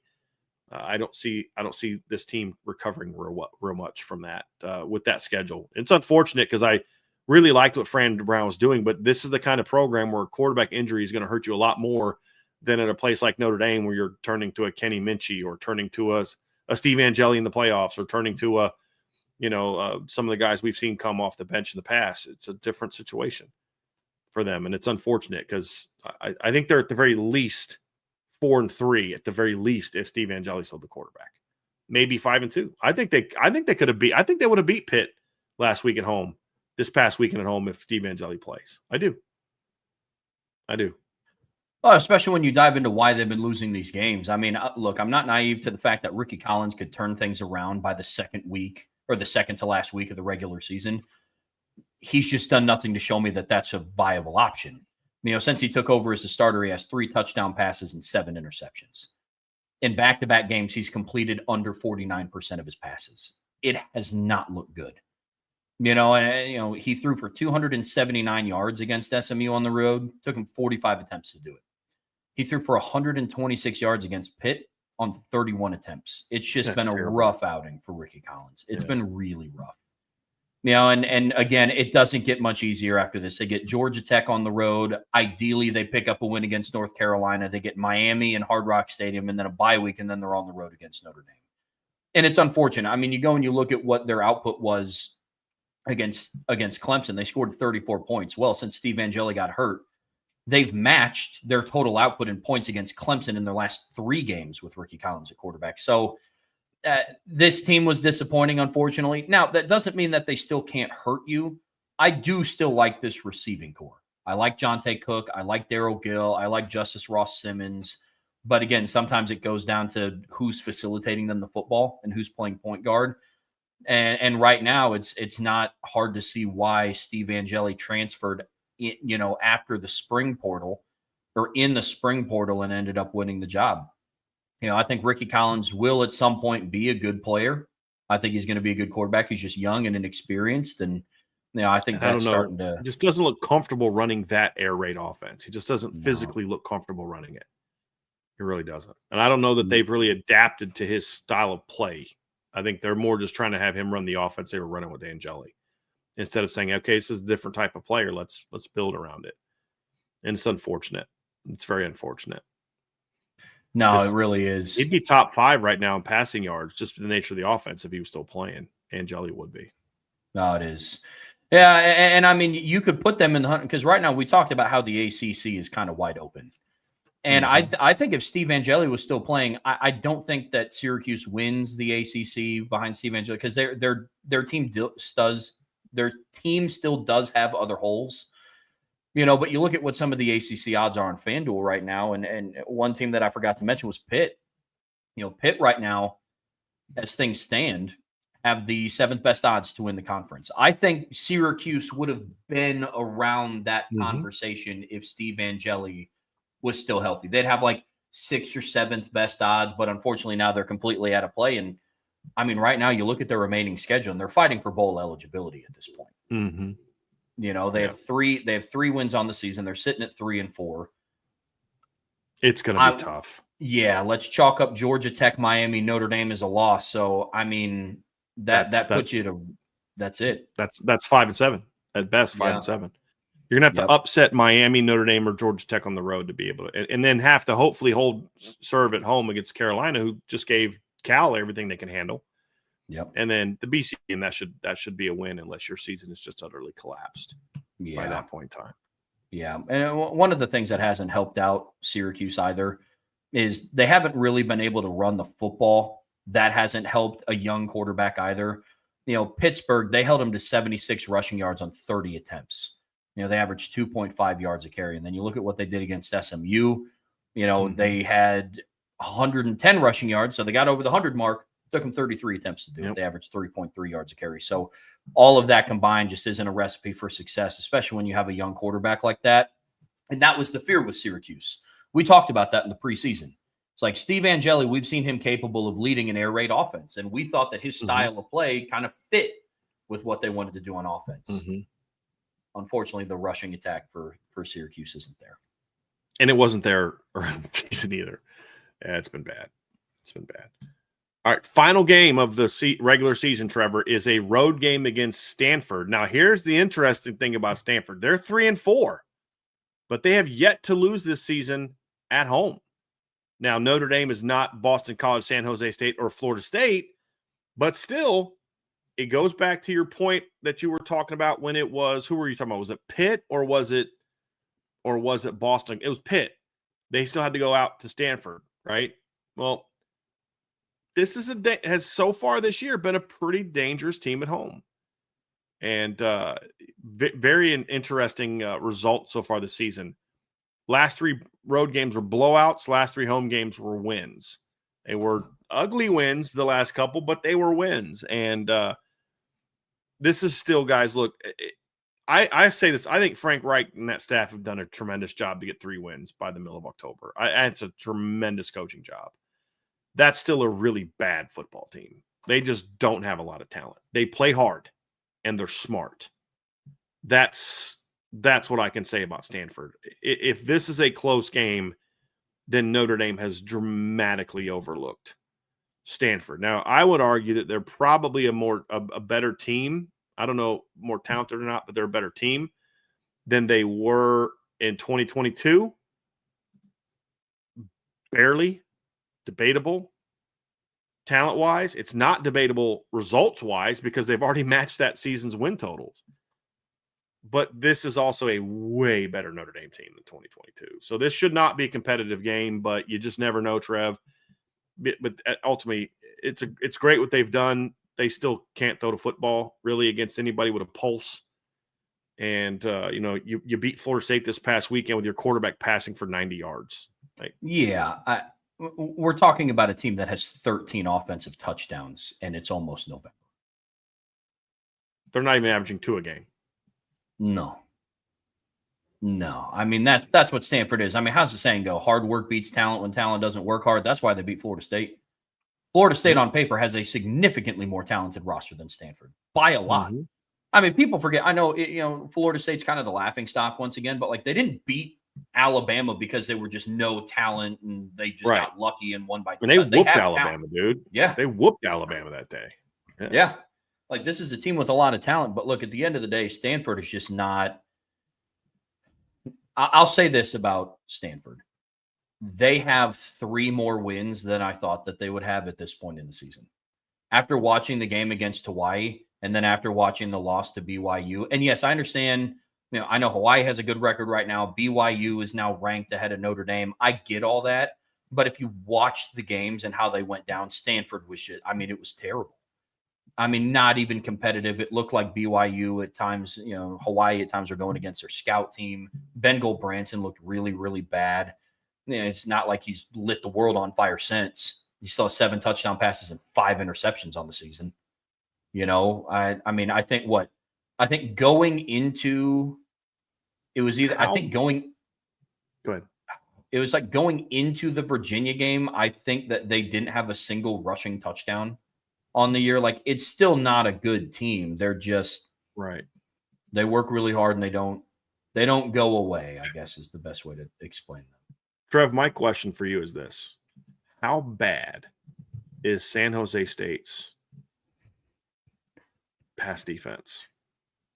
They gave up 444 passing yards and 10.3 yards per attempt to Ben Branson, who's just not good. Like, he's just not good. And the answer is it's really bad. They've given up over 300 yards in 5 of their 7 games this season. So, yeah, it's not good. It's not good. It's really not good. But, yeah, they're just not a good team. But you know what? Here's what you're going to get, though. They're going to play hard. Yep. Like, that's what – even the Hawaii game, you watch them get – I mean, they were outclassed by Purdue and Virginia. Completely outclassed. They played hard. And you're going to get that. But this is a game that Notre Dame – this is going to be Notre Dame's last statement opportunity. And every game's a statement opportunity. Some are bigger than others, right? Like, Notre Dame's statement win over Stanford will not be like the statement that either Michigan or Ohio State make against each other in the same game, or that Bama makes against Auburn. The quality of the opponent, maybe it might actually be, or Georgia Tech, but it's still a statement. And your statement is, okay, is the last message you want to leave to the voters is an ugly win over a 3-9, 4-8 Stanford team? Or do you want to just go absolutely annihilate this bad football team and show everyone nobody wants to play us in the playoffs? That's you hate to say that you have to destroy a team, but that's where Notre Dame is. Like, they have to dominate these teams. This can't be like 2015 BC, where you beat a bad BC team 19-16. And remember, Notre Dame dropped from being in the top 4 to outside the top 4 because of how bad they looked in back-to-back games against Wake Forest and Boston College, where Oklahoma was out there destroying people every week, and then Oklahoma leaps them. And that's fair. I don't think you should just be ranked 4th because you keep winning. If you keep winning ugly and some other team is putting out more impressive victories over better teams, that team should be allowed to beat you. You're not entitled to that number 4 ranking or number 7 ranking or number 8 ranking. You got to keep proving it. And that's what Notre Dame's going to have to do against Stanford and a lot of teams that they're going to play here down the stretch, because they're going to have to say, if you're a playoff team, if you're a legitimate playoff team, if you're a legitimate top 8 team that's going to host a playoff game, this is a schedule for Notre Dame that you should not only win, Trev, you should dominate it for the most part. You can have one between Navy and Pitt. You can have one. Okay, that was a good game. That was a tough game. They gave you guys a battle, and you got it done. The rest of them have to be convincing wins. Absolutely very convincing wins. Just like last year. It's not asking too much. We saw them do it last year. Common theme for me throughout this week is the back half of the schedule is about focus. Notre Dame knows what's in front of them. And I'm sure a lot of the players and the coaches also understand that they are now, as far as their playoff goes, seeding, you need some stuff to happen. But from just a making the playoff standpoint, your destiny is back in your own hands. And something that I'm happy to be saying, something that was kind of a far-fetched thought, on the morning of September 14th, and really for the next couple weeks after that. But the game against Stanford is going to be about focus, because likely Notre Dame is going to be going into that game 9-2. Notre Dame historically has struggled at times to go out west and finish off a season. That's why even when USC has been 5-6 or 6-5 in their matchups, and I think 2024, I think of 2022, I think of 2018, 2012, those teams gave Notre Dame fits. Why? Because they had to travel across the country in the last game of the season And Notre Dame could very well walk into the Stanford matchup against a gritty team that's physical and won't go away at 9-2, and you can't afford to overlook them. But big picture, overarching, what's at stake for Notre Dame in their final 5 games? You got to handle business and handle it soundly. It's not good enough to just win 19-12. You can't just win 28-3. If you can beat people to sleep, you got to beat people to sleep. Because you're correct, Trev. There was a stretch from 2008 until 2019 that Notre Dame never looked good at the end of the year. I mean, even when they were winning. So, like in 2008, they lost at the end of the year to USC. Hold on. 2008 end of the year. Give me a second. I'm going to look at was USC. Schedule. It was USC because 07. 09 is when they lost at home. Yes. I'm thinking of the Jimmy. I'm like, wait a minute. 08, you lose at the end of the year to USC. And then the next year you lose to Stanford in a shootout, or if you remember, Michael Floyd, Jimmy Clausen, just going off, but you couldn't stop them. I mean, Richard Sherman could not cover Michael Floyd and Golden Tate that game. I don't know if you remember that, but you couldn't stop them. So 08, you lose to USC 38-3. The next year in 09, you lose to Stanford 45-38 in Charlie Weiss's last game. 2010, you beat USC 20-16. That was not a very good USC team. They finished that year 8-5. But it was a battle. It was in the rain. It was a battle. 2011, you go out to Stanford and you lose 28-14. 2012, you go out there and play USC and you win, but you're undefeated. They're not very good that season, and they ended up 7-6 that year, and you have to battle to win the game. 13, you go out to Stanford, you lose again out in Stanford. So again, that struggles continue. You lose 27-20. 2014, you get annihilated by USC. Absolutely just bombed. And then 2015, you got to Stanford, and you think you're going to win. You score a touchdown with 30 seconds left. Hey, we're going to beat a really good Stanford team, and then Brian Van Gorder gives up a 30-second field goal drive. You lose that game. 2016, you go out there again to USC, get absolutely annihilated.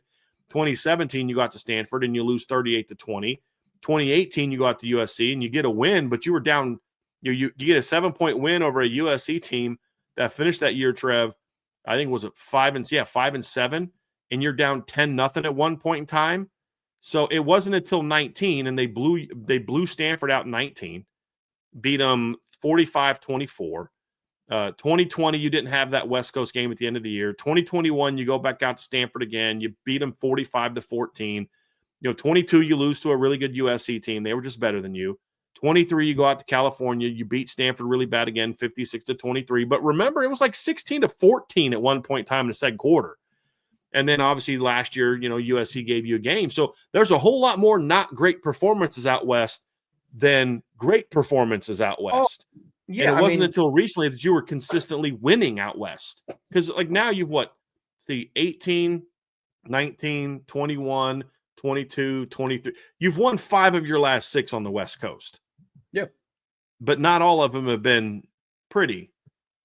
But for a long time, you were losing a lot of those games, and you were barely winning when you were winning them.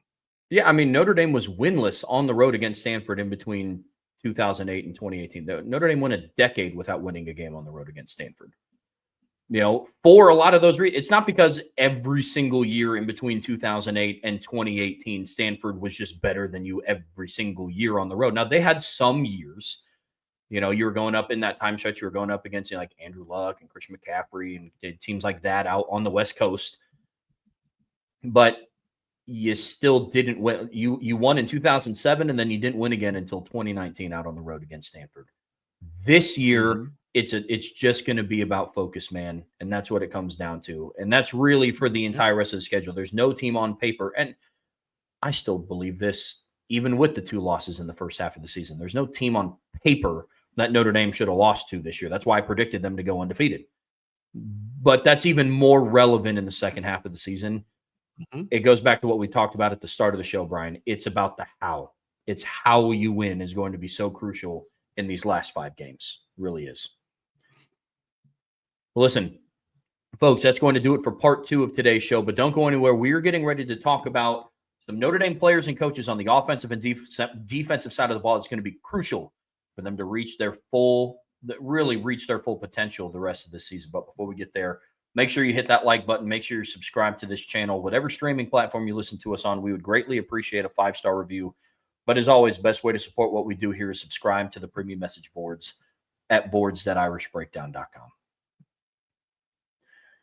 All right, Brian, in the final part of today's show here on the Irish Breakdown podcast brought to you by FanDuel, we are talking Notre Dame players on offense and defense that are going to be crucial. Their success is going to be crucial to Notre Dame reaching their full potential as a team. Now, we've broken this down into offense and defense, 5 players on each side of the ball, and then 1 coach on each side of the ball as well that's going to be incremental to that success. And where we're going to start, is on the offensive side of the ball. And when Brian and I talked about this, we were preparing for the show, there are some obvious ones. There's, the Jeremiah Love and Jadarian Prices have to keep being who they are for this offense to reach its full potential. Absolutely. On defense, Leonard Moore has to keep being the best cornerback in the country. Also agreed.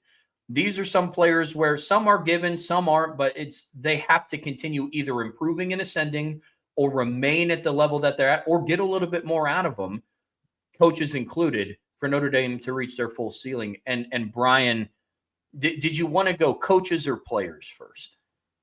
Let's go players. Players first. Yeah. And to the surprise of probably nobody, Brian and I saw eye to eye on a handful of players on either side of the ball here. But where we first started was with their quarterback, and it's CJ Carr, the redshirt freshman. He has had what I expected, got off to a really hot start, and he ascended quicker than what I thought that he was going to. But like Brian has talked about, at some point when you're a redshirt freshman, you're going to hit a little bit of a slump in your first season as a starter, especially. And that's kind of what CJ Carr has been going through the last couple of weeks. His performance in the final 5 games is going to further Notre Dame's ability to reach their full ceiling on offense, man. It's funny. He's had the exact season that I thought he was going to have so far, just not in the order I thought he was going to have it. Like, I thought he'd have like the Boise and USC games kind of earlier and then eventually kind of grow into it. But it's actually kind of usually how it goes, as teams got film of CJ and what the offense does, they adjust. And now CJ and the offense are going to have to adjust in kind. And I was responding to somebody on Twitter and he was like, if only their quarterback can learn how to throw the football. And I'm like, this is why I hate Twitter. And CJ Carr struggled against USC, but are we just going to forget he threw for like 342 yards and had 3 of the best throws we've seen a Notre Dame quarterback make in over a decade the week before, and so, well, you got to admit the game was bad. So yeah, I can admit the game was bad without jumping off a cliff and acting like the kid doesn't know how to throw the freaking football. And, but you've got to get a little bit more consistency out of CJ. The good news for him is these last 5 games are absolutely going to be opportunities to be get-right games for the Notre Dame pass defense. Like, I think that's the thing that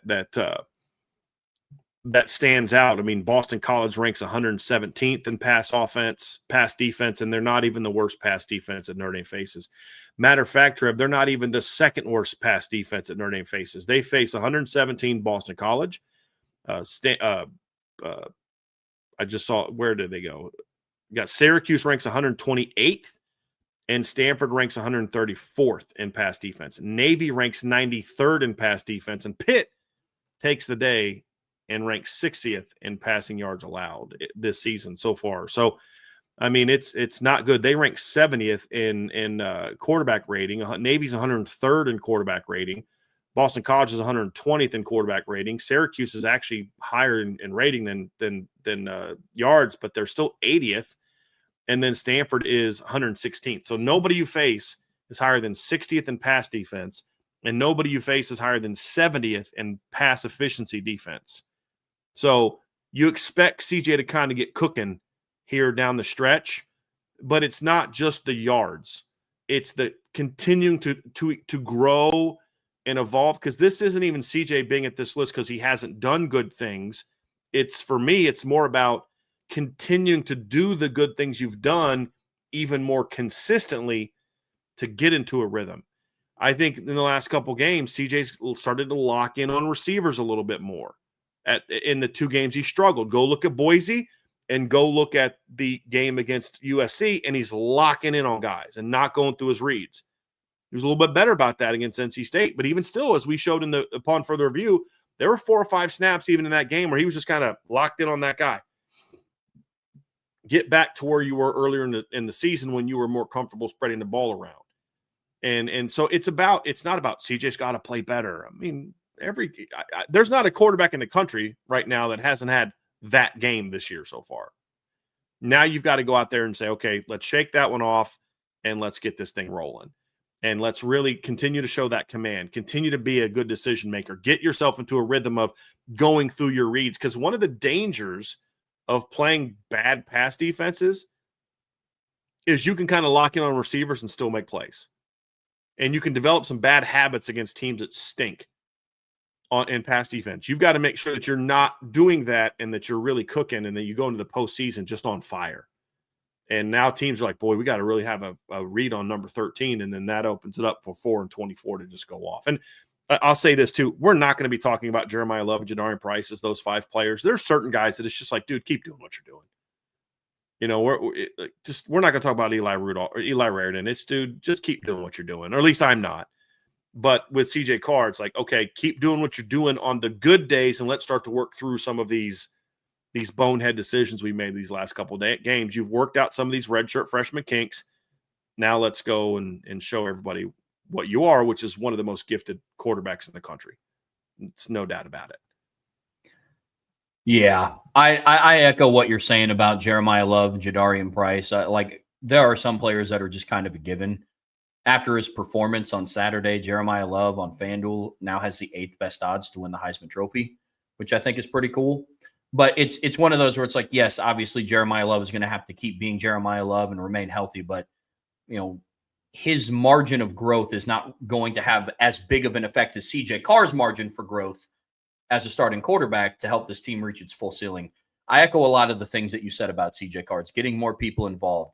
Don't give yourself the false sense of confidence that this offense got in 2023. They were throwing it all over the yard against Tennessee State and Central Michigan and had big plays against NC State. Then against USC, against Duke, against Louisville, at times, honestly, even against USC, this pass offense didn't look like what it did against inferior opponents. Don't fall into that trap, to your point about locking in on different guys. I'm there with you. Brian, my second guy, it's another guy I know that we have in common, is Malachi Fields, Notre Dame's boundary receiver that they picked up from Virginia in the transfer portal this past offseason. He is somebody that has kind of slowed down as the season has progressed. You know, I mean, he had a great performance against Arkansas, you know, but his long of the day came on a fake punt. He had 72 receiving yards against Arkansas, but 40 of those came on a fake punt. He had 78 against Purdue. 66 of those came on one play. You know, he had 5 for 77 against Texas A&M and then 3 for 48, including a spectacular back shoulder catch against Miami on the road. Since then, he was good against Boise State, 4 for 44 and a touchdown. His last 2 games combined between NC State and USC, 2 catches for 29 yards. He is somebody that has to get going down the stretch. We're talking playoffs. We talked, you know, we fully believe that Notre Dame is going to be able to make the playoffs. You kind of need your guys, your big name guys, to be dudes in the playoffs.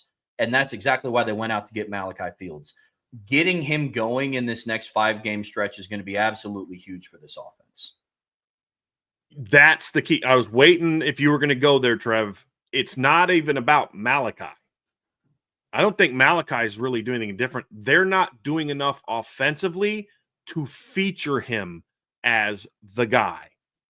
And, you know, some of that is it's just going to happen. You've got, you know, other teams are starting to do more to take him out. They're doing some bracketing on him. They're just doing things that they know the plays that Notre Dame runs. And so they're doing things that they know are going to force CJ to kind of go away from him.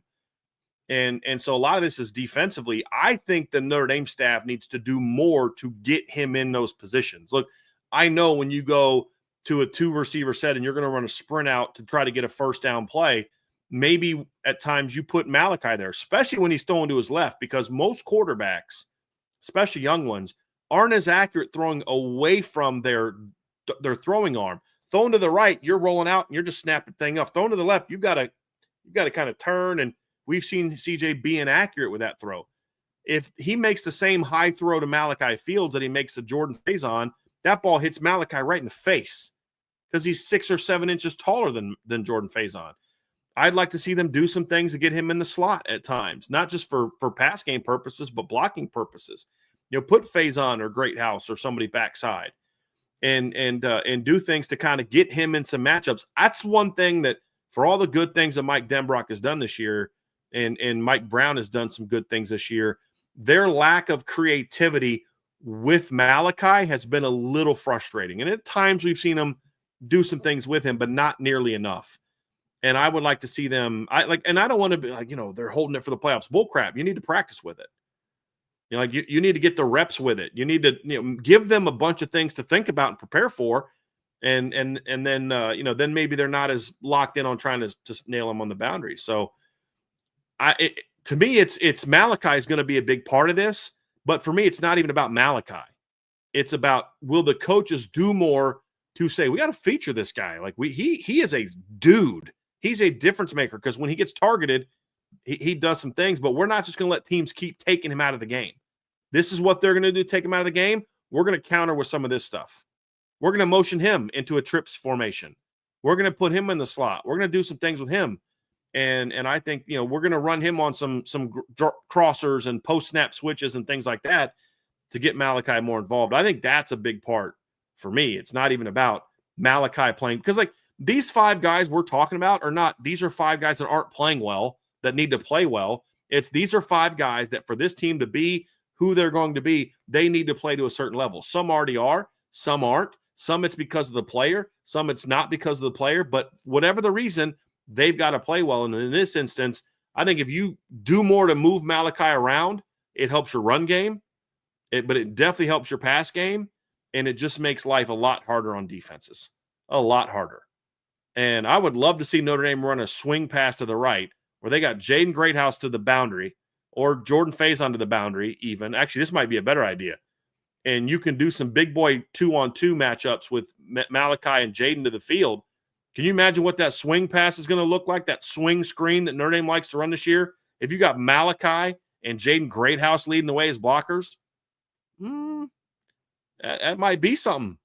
You know what I mean, Trev? So I just think there's some things they can do creatively to move him around, to allow him to get back to being a featured dude, because this offense looks a lot different. It's not a surprise, Trev, that as Malachi Fields has become less involved in the offense has had a tougher time consistently moving the ball.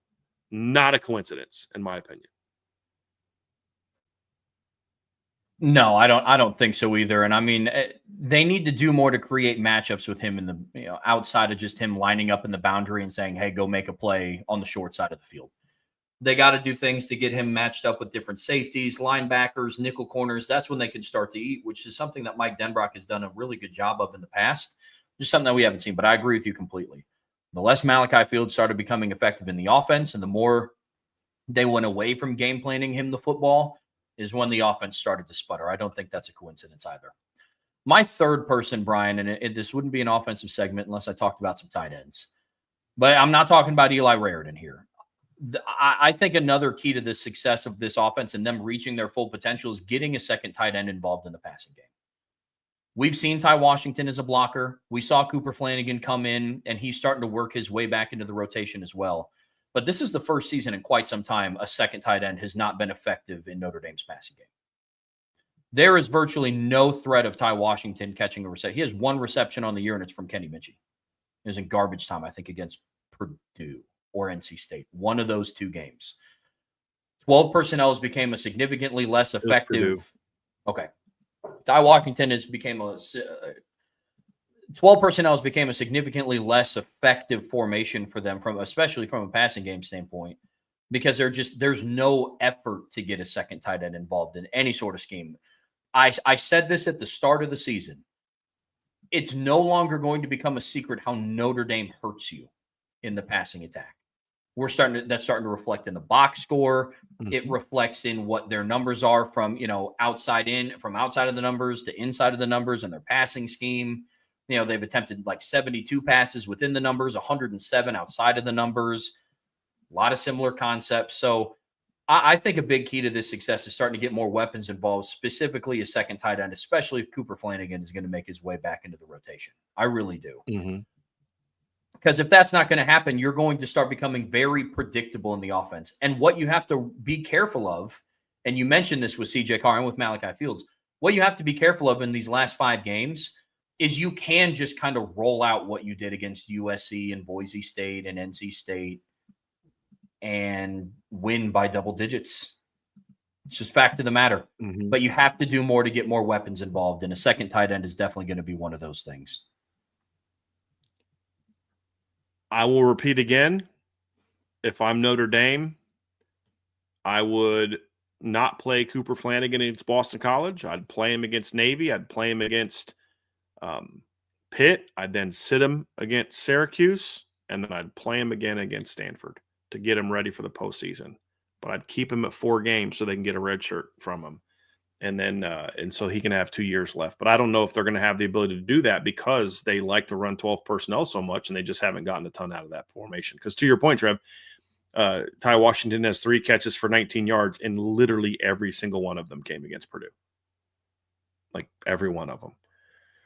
And eventually good defenses. It may not hurt you. And here's the thing. It may not hurt you against BC and Pitt and Navy and teams like that. But what we're talking about is not this is what's you do not need your second tight end to beat any of the 5 teams they're going to play the rest of the way. Would you agree with that? But what Trev and I are talking about is not this is what you need to do to beat Navy. This is what do you need to do in the next 5 games to put yourself in a position where you not only win those games, but you're cruising to the point where when you get into the postseason, you can go on a 4-game run in the postseason. That's what these 5 games are building towards. Your goals aren't to what can we do to win these 5 games.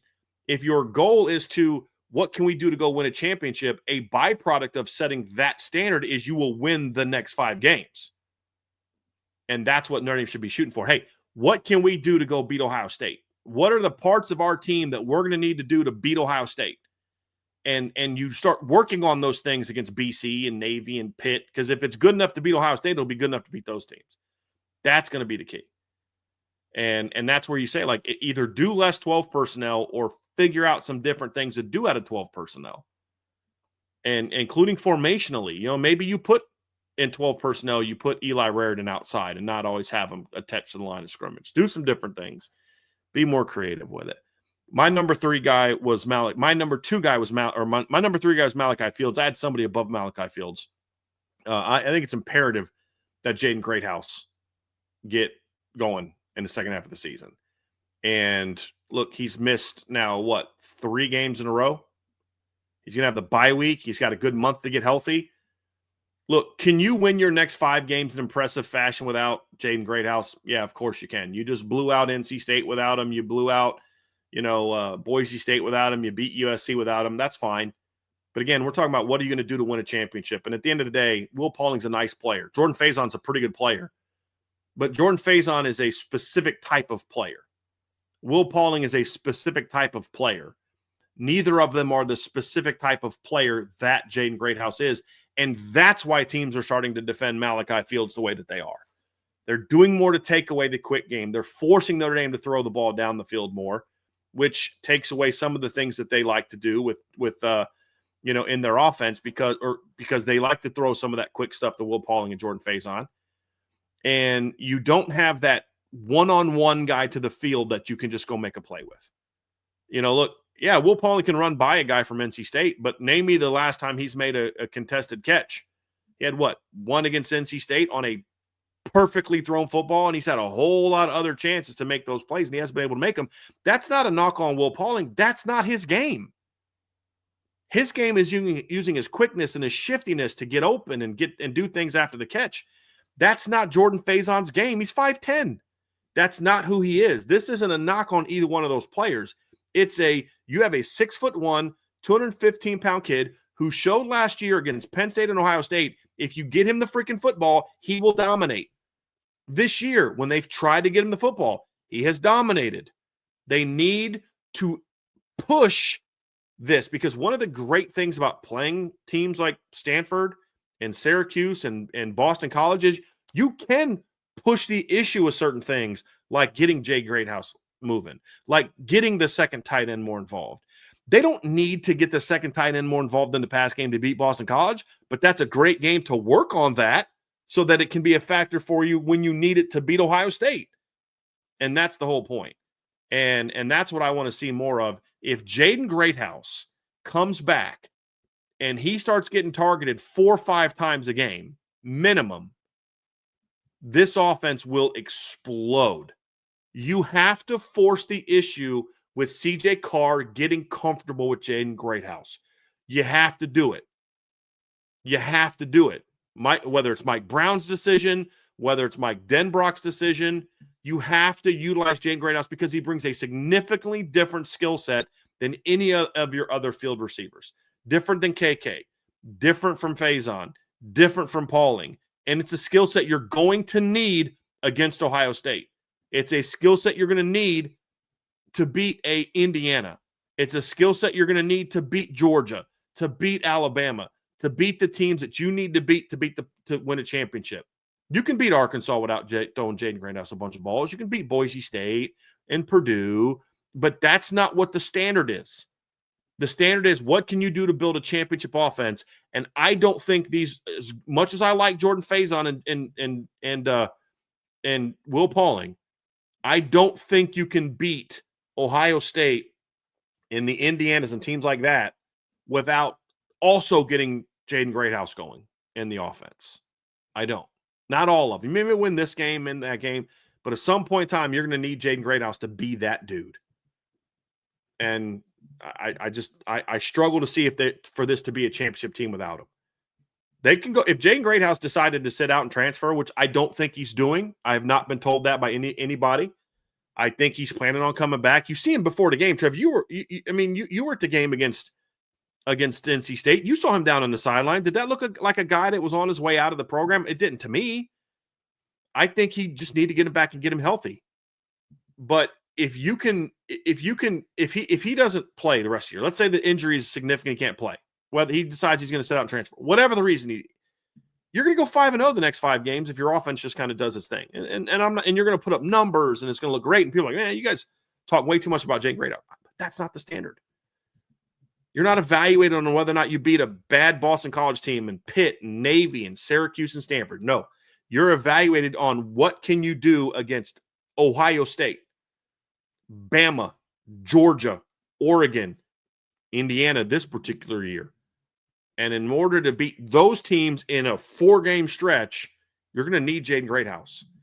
And now's the time to start getting him back into the groove. And I would, if he's healthy, I would really spend this week with him and CJ Carr saying, we need to get on the same page. And if CJ Carr's the quarterback I think he is, he needs to initiate that to a degree and say, hey, JG, let's figure out how we can kind of get this thing rolling and me and you get on the same page. And we'll go from there. That's what I would want to see. Yeah, we see that very much the same. I agree with everything that you said, man. My fourth person is the new center. It's Joe Otting, who made his first collegiate start this past Saturday. Look, you and I were talking before the show started in one of our many phone conversations from this morning. And I wonder how much CJ Carr is he looked a little skittish in the pocket, looked to look for the pressure a little bit sooner than he did in previous games. I wonder if some of that was just having a new center. It's not that Joe Otting played poorly. That's not an indictment of how I feel about Joe Otting or how he played. It's just chemistry with a quarterback. Brian, you understand when there are personnel changes up front, you think about it. As much as you try not to, you trust your guys, but it's there. And Joe Otting is going to be very important for the success of Notre Dame's offense moving forward. Somebody in the postgame show brought up that he had no errant snaps in his first start against USC in the rain. That level of performance is going to have to continue because, Joe Otting's next away game as the starting center at Notre Dame will also be his first away game as starting center at Notre Dame. So this is going to be something that he's going to continually get tested by. There are some individual players on defense that can continue to test him. But like Brian said, this is all building up for the playoffs. And Joe Otting is going to need as much experience and as much reps before he faces the interior of an Ohio State D-line, an Alabama D-line, an Indiana D-line, an Oregon D-line. Joe Otting's growth and continued maturation, because there will be a game where it's like, he doesn't play his best. He's going to have a hiccup. You got to make sure it comes against one of these next 5 opponents so he can learn from it, continue to build on it, and then keep getting experience under his belt for the inevitable, ideally, if they win out, playoff run that they're going to hopefully make. And Joe Otting is going to be at the center of that. He is somebody that is absolutely going to have to continue to grow in this offense. So he's my fourth player. And mine too. Keep doing what you're doing, dude. Keep doing what you're doing. That's going to be the key. I was so, I don't want to say proud. I mean, we got to know him and his family a little bit during the recruiting process. Mom came on our show with Joe on signing day, and you're just like, man, just see him go out there and in really tough circumstances and just play the way he did. You're just like, yeah, okay, I love this. This is great. I love it. Yeah, just keep doing what you're doing. My fifth guy is Anthony Knapp, Trev. I think Anthony Knapp is also a key. He's playing the best football of his career the last month, in my opinion. And I still will say I don't know that they've really played good pass rushers in the last month. I don't know that they're necessarily going to play many of those in the last 5 games. But I think Anthony Knapp, it's more about really focusing on the technique, really focusing on confidence, playing in space, playing confidently in space. And because you're going to get to the postseason and you're going to play the Ohio States and the Indianas and the Oregons, and you're going to play some teams that have really good edge rushers. If Texas is able to rebound and make the playoffs, you're going to have to go against Colin Simmons, in the postseason. There's some really good pass rushers out there still, and you're going to have to play at a high level. He's playing at a high level right now. Run blocking wise, he's playing great. This is the best stretch of pass pro we've seen. And you can say, oh, you haven't played good pass rushers, and that's true, but you can only go against what's in front of you. And he's handled it. But it's still just about get more comfortable. And if they can do that, then I think they're going to be fine. But I think, to your point, when you've got a redshirt freshman at quarterback, getting your center and your left tackle comfortable, him comfortable in them, playing at a high level, it's going to help your quarterback a ton. And that's why I think Anthony Knapp's my fifth guy. My fifth guy is also along the offensive line as well, but I'm going with right guard Gerby Lambert. You look at the makeup of the interior of this offensive line, and it needs an anchor. And Joe Otting is going to be going into his second career start against Boston College. Billy Schrouth is hurt, so odds are Sullivan Absher is going to step in at left guard, add it to his resume of positions he can play along the offensive line. At some point, I'm expecting him to start taking reps at tight end because this kid apparently can do everything down on the line of scrimmage, man. I mean, but in all seriousness, Gerby Lambert's my fifth guy. As of right now, from a pure talent perspective, I think he has the highest ceiling on this offensive line of starters right now. Billy Schrouth is hurt. Ashton Craig is out. I know Emil Wagner is the captain, and he's your right tackle, and some people may disagree with this. I think he has peaked. Emil Wagner, I think, is who he is and that is a solid right tackle. Most games he's going to do his job. He's not going to do very many flashy things. His footwork is kind of taking a step back this season. His athleticism is kind of taking a step back from where it was. Don't know if that was the additional weight. And then with Anthony Knapp, you brought it up. I think he's going to have to continue to play at this level. But what we've seen, and the consistent thing is Anthony Knapp against inferior opponents has looked like this to a certain degree. He is better than what he was last year. You know what the difference is, though? His technique looks better on the edge against – because like you said, end of the year, last year, November, he didn't give up many pressures at all. He looked good against inferior competition. Yeah. But I do think I don't know if you agree. I think he looks different. I think he looks more comfortable. He's more patient. He's using his hands. It just looks better. Looks better, in my opinion. I still think he should move inside, ultimately. I still think their best alignment is moving Gerby to left tackle and Anthony Knapp to guard. But that doesn't mean that he's not doing a much better job at that position. Oh, absolutely. Absolutely. And like we said at the start of the year, I'll give Anthony Knapp flowers when he deserves it. And I think he's been outstanding the last couple of weeks. Really, for the last month, I think he's been a really solid left tackle. When I looked at this, I just think that Gerby Lambert right now has the highest ceiling at his position on the offensive line. And you need an anchor inside. And with the shuffling that's been going around, Billy Schrouth is going to be out for an undisclosed amount of time.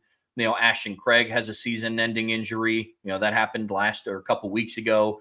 You need Gerby Lambert to, one, remain healthy and continue ascending, because when he's on, he is their most dominant interior offensive lineman. Mm-hmm. And now with the injury to Billy Schrouth, I think that Gerby Lambert, him being my fifth guy, it's about being the anchor on the interior. Mhm. And that's a big task and a really big ask of a redshirt freshman. But skill set wise, I think he's more than capable of taking it on. So he's my fifth guy. And he's one of those guys, Trev, that you say you use the hyperbole of, he just keeps getting better every week. But with Gerby, it just does kind of seem that way. He just keeps getting better every week. And we didn't really talk about it last week, and maybe we should have talked about it more. But like that was a big game for him too, because this was kind of the biggest game he has really played in. Certainly at home, but like as he's like, I just think he was kind of just thrown into the fire a little bit early in the season, and I think this was a big moment against this USC team that was going to attack, it was a big game for him, and to see him come out and play the way he did was really impressive. It's really impressive. What about a coach on offense, Brian? For me, it's Joe Rudolph. I mean, look, forget the whole you got to coach at a high level, and I mean that's all true. That's always going to be the standard. It's that dude has got to put a more consistent offensive line on the field. But beyond that, you're talking about a guy that's got a brand new center. I don't know how long Billy Schrouth is going to be out. I don't think he's going to be back in the next couple games. I'd be a little surprised if he's back for Pitt. I mean, I think it's more likely he's going to miss a period of time. We don't know that for a fact. I mean, you hear different things, but we really won't probably know that till next week when Marcus Freeman meets. But the reality is you're probably not getting Charles Jagasol back for a while. So you're going to basically be starting two backup players for at least the next few games, and most likely against Navy and Pitt. So it's your job to go out there, and you still have talent. There's a lot of teams that would love to be forced to put Sullivan Absher in the starting lineup. So, or Joe Otting in the starting lineup. You still have a talented offensive line. It's less experienced. It's not as talented as it was before, because if Sullivan Absher was more talented than Billy Schrouth, we'd be advocating for them putting Billy Schrouth in the game. If Joe Otting was more talented than Ashton Craig, we would have advocated for them putting Joe Otting in the game. Doesn't mean that they're not talented, though. But you've got to figure out a way to bring this group together. And I still wish, I don't think he'll ever do it, but I still wish that he'd sit down and say during this bye week, do we really have the best five in the best spots? And consider moving Gerby to left tackle and moving Anthony inside, where I think he'd be an absolute monster, All-American, first round. I truly believe this. I think Anthony Knapp is a potential first-round draft pick as an interior offensive lineman. That's just how I feel about his potential. But he's probably not going to do that. So let's just focus on what he probably will do. You've got to make sure you can still have consistency running the football and in pass pro with an offensive line that's going to be down two of its better players, including your captain at left guard, who has been playing really good football lately. So whether he's out a game, 2 games, 3 games, or the entire regular season, I don't know the answer to that. We'll find out from Coach Freeman at some point in time. But whatever it is, I want to see him get this line going, because if they don't play well together, that could be the great neutralizer for other teams. If they play well together and they keep playing hard and they continue to be able to pass pro, this offense will continue rolling, and he'll have to be a big part of that. No, I agree. And definitely a lot on the offensive line coach's shoulders, that's for sure. The coach I'm going with is Mike Brown, the wide receivers coach. And here's why. The receiver rotation has not really worked out the way that I thought that it was going to. And I think that's reflective in the snap counts. You go and you look at what Malachi Fields and Jordan Faison have. They're both over 380 snaps played on the season. Fields is at 398. Jordan Faison is at 382. The next closest receiver is Will Pauling, who hasn't even eclipsed the 220 mark yet. And I know that there's been some injuries to Greathouse and Gilbert. They're sub 115 in their snap counts. And Micah Gilbert isn't even over, I think, 80 snaps on the season. But they're going to have to figure out how to get some sort of deeper rotation, especially with these next 5 games coming up. We could talk about Micah Gilbert coming back healthy and Jaden Greathouse coming back healthy, and I hope that happens. And that's also assuming that they remain healthy. What we talked about, if Notre Dame wants to make a run, they aren't technically even at the halfway point of their season yet, or right at the halfway point in their season if they want to make a run and be the team that they're capable of being. Malachi Fields is on pace to blow Bo Collins' snap numbers out of the water from last year. And Bo Collins started every game, all 16 games in the boundary. Right now, Malachi Fields is on pace to play over 900 snaps in the boundary. Bo Collins last season ended up playing 670 in the boundary. You've got to get other players ready in these next 5 games. These are the opportunities to do that. Am I pounding my fist on the table that, in a close game against USC, they weren't ripping deep shots at KK Smith or Cam Williams? No, I'm not. I understand. You do what you got to do to win those games. But at some point, you have to get younger players ready, and you have to be willing to play them a little bit more. Whether that's KK Smith, whether that's Cam Williams, whether that's Logan Saldate.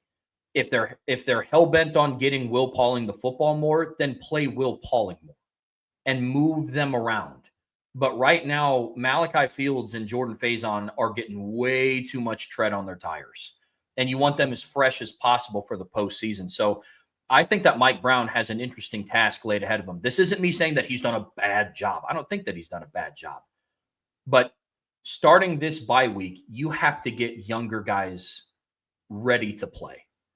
We heard nothing but amazing things about Elijah Burris, and we wouldn't even be shocked if he took some meaningful snaps this season, and he hasn't. Now, he's a true freshman. I'm not saying that, it's all hope is lost. But against Boston College, against Stanford, Syracuse, like all of these teams, you have to be willing to rotate in younger guys.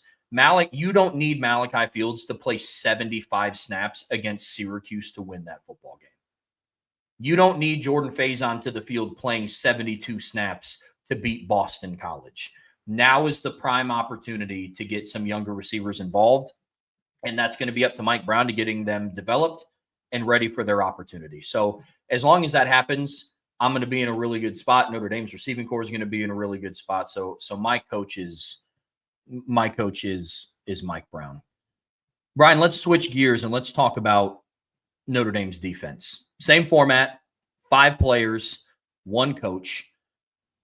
Who are you starting with on the defensive side of the ball? Because I know we have some similarities here as well.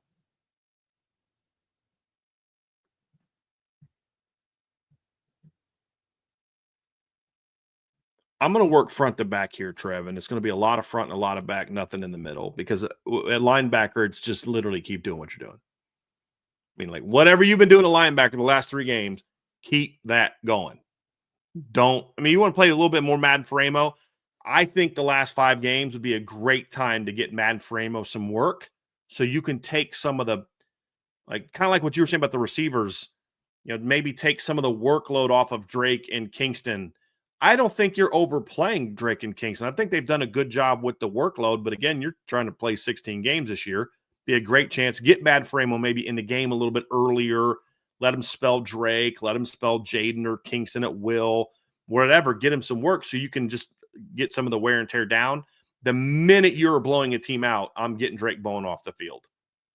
Seriously, the minute it's 27-0, I'm making sure Drake's snaps are limited the rest of the way. That's how I'm going to these games. Same thing with Kingston, honestly. But other than that, I'm good at linebacker. So I have no linebacker conversation to have. So I'm going to be very heavy up front. And the first guy for me is Jared Dawson. And really, you could put my first 2 together. You could go Jared Dawson and Jason Onye together, Trev. So that's kind of my 1 and 2. Actually, 1 and 3 for me, but they're going to be the first 2 because, look, you're going to eventually get Gabe Rubio back. But Gabe Rubio is a player that's always he's literally missed a game every year of his career that I believe because of injuries. But even if Gabriel comes back and he's healthy all year, Trev, this is a kid that's played great football, but he can't be by himself, and you're going to be playing better offensive lines and better teams. And I think you need more of that. You need Gabriel Rubio to get back to playing the way he was, but you need Jason Onye to flash like he did on Saturday night. You can't have him play great and then not be heard from for 3 games. You need Jason Onye, what we saw Saturday night, to be the Jason Onye we see for the rest of the year. And Jared Dawson has just flown under the radar with Notre Dame fans. He didn't play very well against A&M. Sprained his ankle the Thursday before the game, from what I was told. And I was told this the night it happened. They didn't even know he was going to play.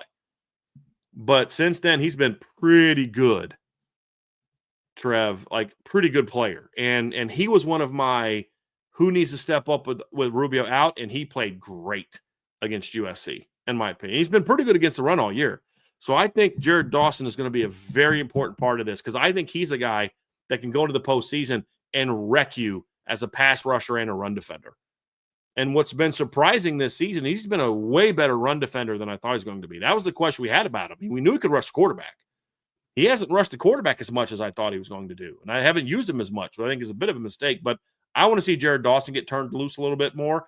And I want to see Jason Onye keep doing what he's doing. So I'm going to kind of combine those together, Trev, see if you want to go with your 1 and 2. But I think if you get those two guys rolling, getting Rubio back healthy, Donnie Heinisch, keep doing what you're doing. You know what I mean? Like Elijah Hughes, keep doing what you're doing.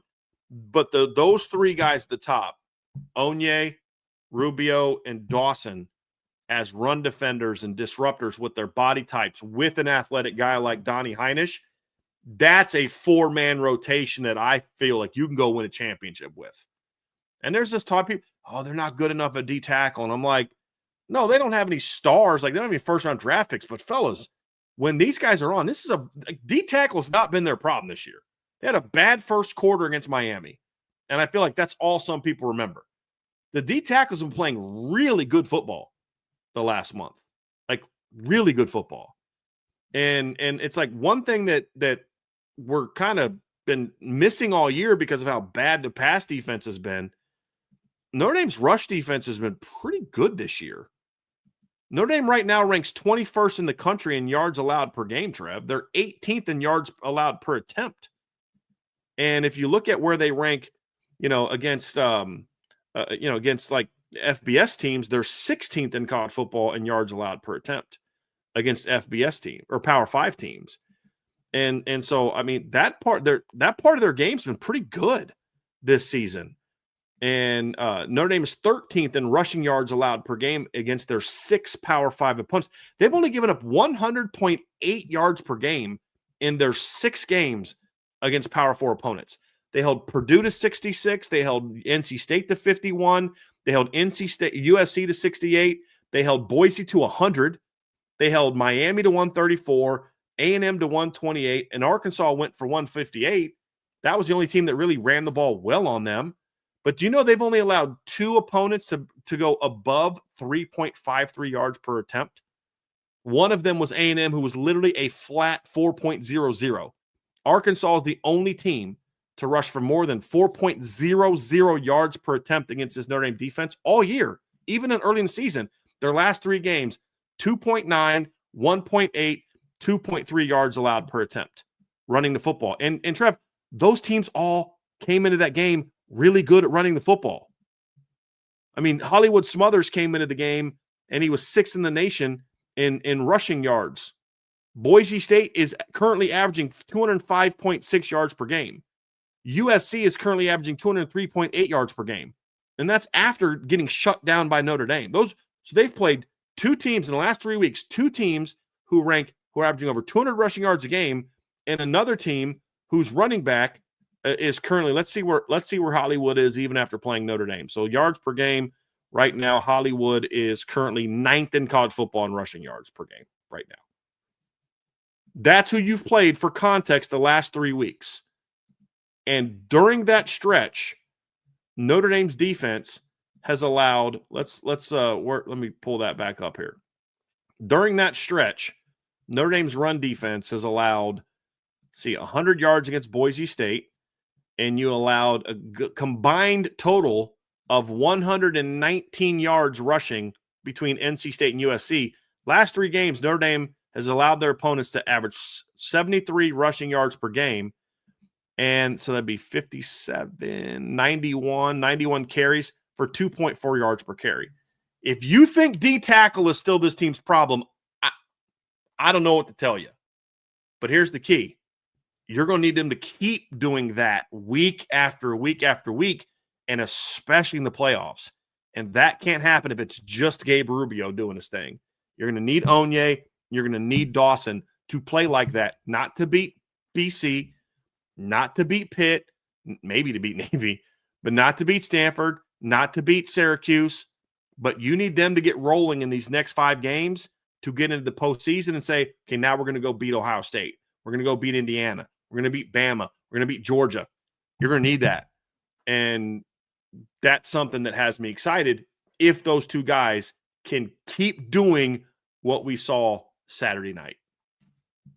Yeah, my first guy is Jason Onye. I don't have a whole lot more to add than what you said. He's got to continue to step up and continue raising his level of play. So I'm with you there. My second player is on the edge. It's Bryce Young. He's one of those players that has been ascending. One of those one of those young guys that continues to get better every single week, but he is. And his last 2 to 3 games specifically, he's become a more integral part of this pass rush. And that's been something that I've been screaming for from the rooftops. Boubacar Traore needs somebody opposite of him to be impactful. Boubacar has been Notre Dame's bet. He leads the team in sacks and total pressures. But they need somebody else to step up alongside him, or he's going to start getting the 2022 Isaiah Foskey treatment, and teams can just kind of scheme him out of the game. But if you can attack on both sides, I mean, Notre Dame is in such a good spot on the defensive line that the player that they're asking to step up is the 6'7", 270-pound DN with Hall of Fame genes. That's a good spot to be in. Now it's time to start living up to some of those expectations. I'm not expecting Bryce Young to rip off 10 sacks in the next 5 games. It's not my expectation of him. But what he needs to keep doing is evolving in both phases. I thought he's played relatively well against the run. I do. Like after squeezing down, I think it was what was the game that they gave up like a 3rd and 11 on a run play? Yeah. A&M. After the game where he collapsed too far inside and gave up that 3rd and 11 rush against A&M, he's been pretty solid in the run game. I think he's definitely came on more as a passer. They're moving him around the D-line more.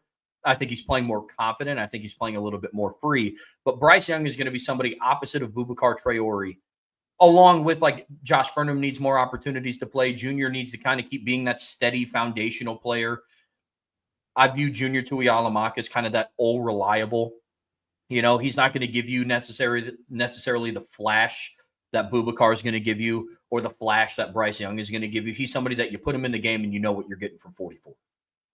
But 95 is going to have to continue evolving his game and be an impact player in the playoffs, because then we'll be talking about Notre Dame having 2 viable options in the playoffs as edge rushers. And that'll be the first time that we've been able to say that since 2018 when they had Khalid Kareem and Julian Okora. And that is something that Notre Dame desperately needs. My second player is Bryce Young. So I'm with you on back-to-back defensive linemen there, Brian. Go to 3 because Bryce is my 3, and I agree with everything you said. I just think he has the talent to be a game wrecker. Yeah. And he's improved each week. I mean, it was funny last week before the USC game. I had somebody tell me, what happened to Bryce Young, and I was like, he's tied for the team lead in pressures, and he's played very well. Like he's gotten better each week. He just hasn't had that big sack, but he's been more and more disruptive each week, and I think he's the kind of kid, Trev, that you say if he could really keep growing and take that next step, you could go into the playoffs if Bryce really pops and he's playing to his potential. I think you can make a case that you could go into the postseason with arguably the best pass rushing duo of any of the playoff teams. You're at least in the conversation. That's how good Bryce is, and Boubacar's already there. Like, he has that potential. I'm not saying he's going to do it, but he has that kind of potential. And if he gets there, this team could be really, really, really good. For those reasons, that's why my third player, we're moving back to the secondary. You and I see the linebacker situation the exact same. So my remaining 3 guys are all in the secondary. Mm-hmm. And Ray Holcraft in the chat beat me to it. But Christian Gray is my third player. I think Notre Dame has the opportunity to also go into the playoffs with the best cornerback tandem in the country. In order to do so, kind of like what you said about Boubacar, Leonard Moore's already there. Leonard Moore's holding the fort down on his side of the field. And he put that on full display when he was asked to shadow Mekhi Lemon for almost 60 minutes of game time. On the flip side of the field, Christian Gray is going to have to elevate his level of play and continue elevating his level of play, because if there's one thing that we know from this season, teams are not going to be shy around targeting number 6. One, that just happens to the field naturally, and two, that is also going to continue happening with Christian Gray as a player specifically. Against 2 games against USC in the last 2 years, kid's been targeted 27 times. Teams will start to notice that. And by default, if you're going to try to make plays on the outside, you're not throwing it at 15. So Christian Gray is going to, get the lion's share of targets here on out. And we're going to see that the rest of this regular season, and then especially well into the playoffs, especially if they face like Ohio State again at some point in time. Mm-hmm. Christian Gray's name is going to be circled on the scouting report. One thing that I've noticed with him on film is that he's playing unsure of himself lately. And it's not just specific to the USC game. There's times where he gets up and makes a play, and he's looking around automatically to check to see if there's a flag. That's a shakeup in confidence. There are plays where at times he flashes and he's very sure of himself. I draw back to the cover 3 play where he dropped down and took away an over route in cover 3, read it beautifully. Those are plays where he's sure of himself. Then there's other ones where he's just not. The USC game kind of put him in a little bit of a bind, because he was getting penalized when he was playing aggressively and then getting toasted when he was playing off. Mm-hmm. So that put him a little bit in a bind. But look, man, Christian Gray, him being my third player, it's all about his ability to elevate. Because if Notre Dame can start shutting down both sides of the field, you're putting yourself in a spot where you're going to be extremely hard to beat. And then if some of the other players that we talked about, like Notre Dame has the opportunity to potentially enter the playoffs with the best edge rushing duo and the best cornerback duo in the playoffs. Mm-hmm. That's scary. That's really, really scary. But in order to do so, you need guys like Bryce Young and Christian Gray to hold up their end of the bargain. And if that's able to happen, this defense is going to start cooking. They've already kind of started to. Things need to be cleaned up. Christian Gray is a part of that. So he's my third player, Brian. Who's your fourth? It was Christian Gray. So we're good there. Agree with everything you just said. My 5 is the nickel position. And whether it's Devontae Smith or Dallas Golden, that position continued to evolve. Obviously, with Devontae Smith, it's just get him healthy. Just hasn't really played all year. Just can't stay on the field. And unfortunately, that's kind of kept them from really taking that next step as a defense, because you've just been kind of in and out. You had Carson Hobbs for a couple games, and then Dallas Golden starts to play, and then Devontae comes back, and then he gets hurt. Dallas is not in there. So whoever it's going to be, that position has been much better the last 5 games, but it needs to get better, keep getting better. With Dallas, it's just keep playing them. I mean, Dallas has done a lot of good things. He's just a freshman that's really going in. I mean, he didn't play hardly at all the first 2 games of the year. Just keep getting better, and hopefully they can get Devontae Smith back, because I'd love to be able to kind of have both of them. I don't know if Devontae is going to ever be at a position where he can go play the number of snaps in a game that Jordan Clark played last year. But with Dallas Golden on the team, you don't need him to. I wouldn't have played Jordan Clark all those snaps last year if Dallas Golden was on the team last year either. Jordan was still my guy at nickel, but I would have definitely worked Dallas into the mix and played him some. So that's kind of where I'm at, is just keep getting better, Dallas. He's going to be fine. So far he has shown me to be everything I hoped he would be, as ranking him as my top guy in the class on defense. I mean, his talent is outstanding. There's technical stuff he's got to get better at, which, and we said that would be the case because he played running back, receiver, safety, nickel, corner. He played it all, and the position he played the least was nickel in high school. He's learning a lot, but he's incredibly talented. That's, I think, going to be a hit as far as my evaluation of him. But he's just young. He just needs more experience. Needs more experience. And but that doesn't mean he doesn't need to get better. So I can be excited about his future, but we're talking about 2025 and him getting better in 2025. And they need to do that. Just keep working. I mean, that's the thing. It's just keep getting better each week. If he keeps getting better each week, by the time they get to, from now, game 6, 7, 8, 9, he's going to get better and better and better and better. But, teams are going to say, hey, we're going to find ways to go at him. And I would love it where if you play the next Mekhi Lemon, they don't move Leonard Moore to slot, because you're like, Dallas is fine out there. He's going to be just fine. That's what I hope that we get to at some point in time. The nickel position was my 4th one, Brian. So I'll go. I agree with everything that you said. I'll jump to my last guy, and it's Tay Johnson at safety. His insertion into the starting lineup, and it's something that I'm happy to see come to fruition, But we talked about when he first got named the starter that we believe that it was going to allow a Don Schuler to play like the safety that he was last year. And so far, that's held true. I think Tay Johnson, he's had his growing pains. He hasn't graded out at 100% every single game that he's been a starter at Notre Dame. But he brings a little bit of that coverage ability that you lost when Xavier Watts went to the NFL.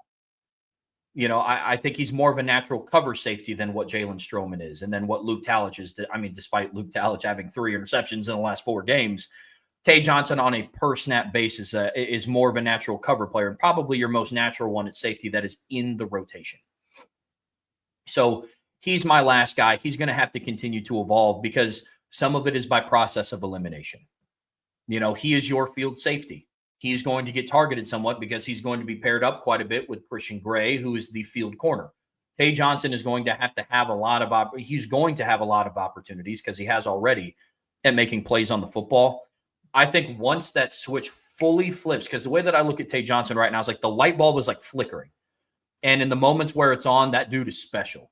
But there's still sometimes like, hey, you got to break on that route a little bit sooner. Hey, you need to take a better angle to the football. Once that light switch of like completely goes on and then stays on, Tay Johnson is going to be a really, really good safety down the stretch. And you're going to have some opportunities to make some plays on the football down the stretch going against Grayson James, the kid at Pitt, Ricky Collins, Ben Branson. I mean, he's going to have opportunities to make plays on the football. Tay Johnson is my last guy for what he allows a Don Schuler to do and just for his own growth specifically. So he is my 5th guy. Brian, what about your coach? I want to say one thing about that. I think the part that you nailed is not even the Tay getting better thing. That's definitely there, but it's the part that if it does click, he's a star. Yeah. And the best way to win a championship, have 4 or 5 stars on defense. Like Ohio State's got 4 or 5 guys playing like stars. I mean, Arvell Reese has been an absolute animal for them this season. I mean, you know, Caleb Downs is tremendous. Their corners are outstanding. Like they're getting that kind of elite play from certain positions. And then as a unit, they're playing great. Notre Dame has the talent to be that as well, where they can say, look, yeah, Ohio State, you have a great secondary. So do we. And Tay Johnson is a big part. Christian Gray playing to his potential is a big part of that. The nickel, but Tay is the kind of guy where you're like, yeah, we don't have Xavier Watts anymore, but we have the next version of that. You know, our line is going to continue, right? I mean, you went from Alohi Gilman to Kyle Hamilton to Xavier Watts. And now you're going from Xavier Watts to a Don Schuler and Tay Johnson. So I think you absolutely nailed that. My coach, Trev, is Chris Ash. It's a no-brainer. Look, here's the reality of the situation. I'll just flat out say it. I'm quite confident that the how do I say this? The decision to adjust how they're playing defense was not a Chris Ash woke up on a Monday morning after Purdue and was like, you know what? Let's go back to doing what they were doing before. I believe this was I'll say it this way. This was encouraged to him to start doing. I talked to someone who said, look, the stuff that we saw against Boise was in the playbook the previous 2 weeks. They just didn't call it and eventually started to call it. I think that Chris Ash has kind of begrudgingly come along with it. If he fully embraces, this is how we play in college football now with this talent. And as he gets more comfortable with knowing the strengths and weaknesses of his talent. Look, I don't care if Chris Ash came in right away and fully embraced this style of play that we're seeing now.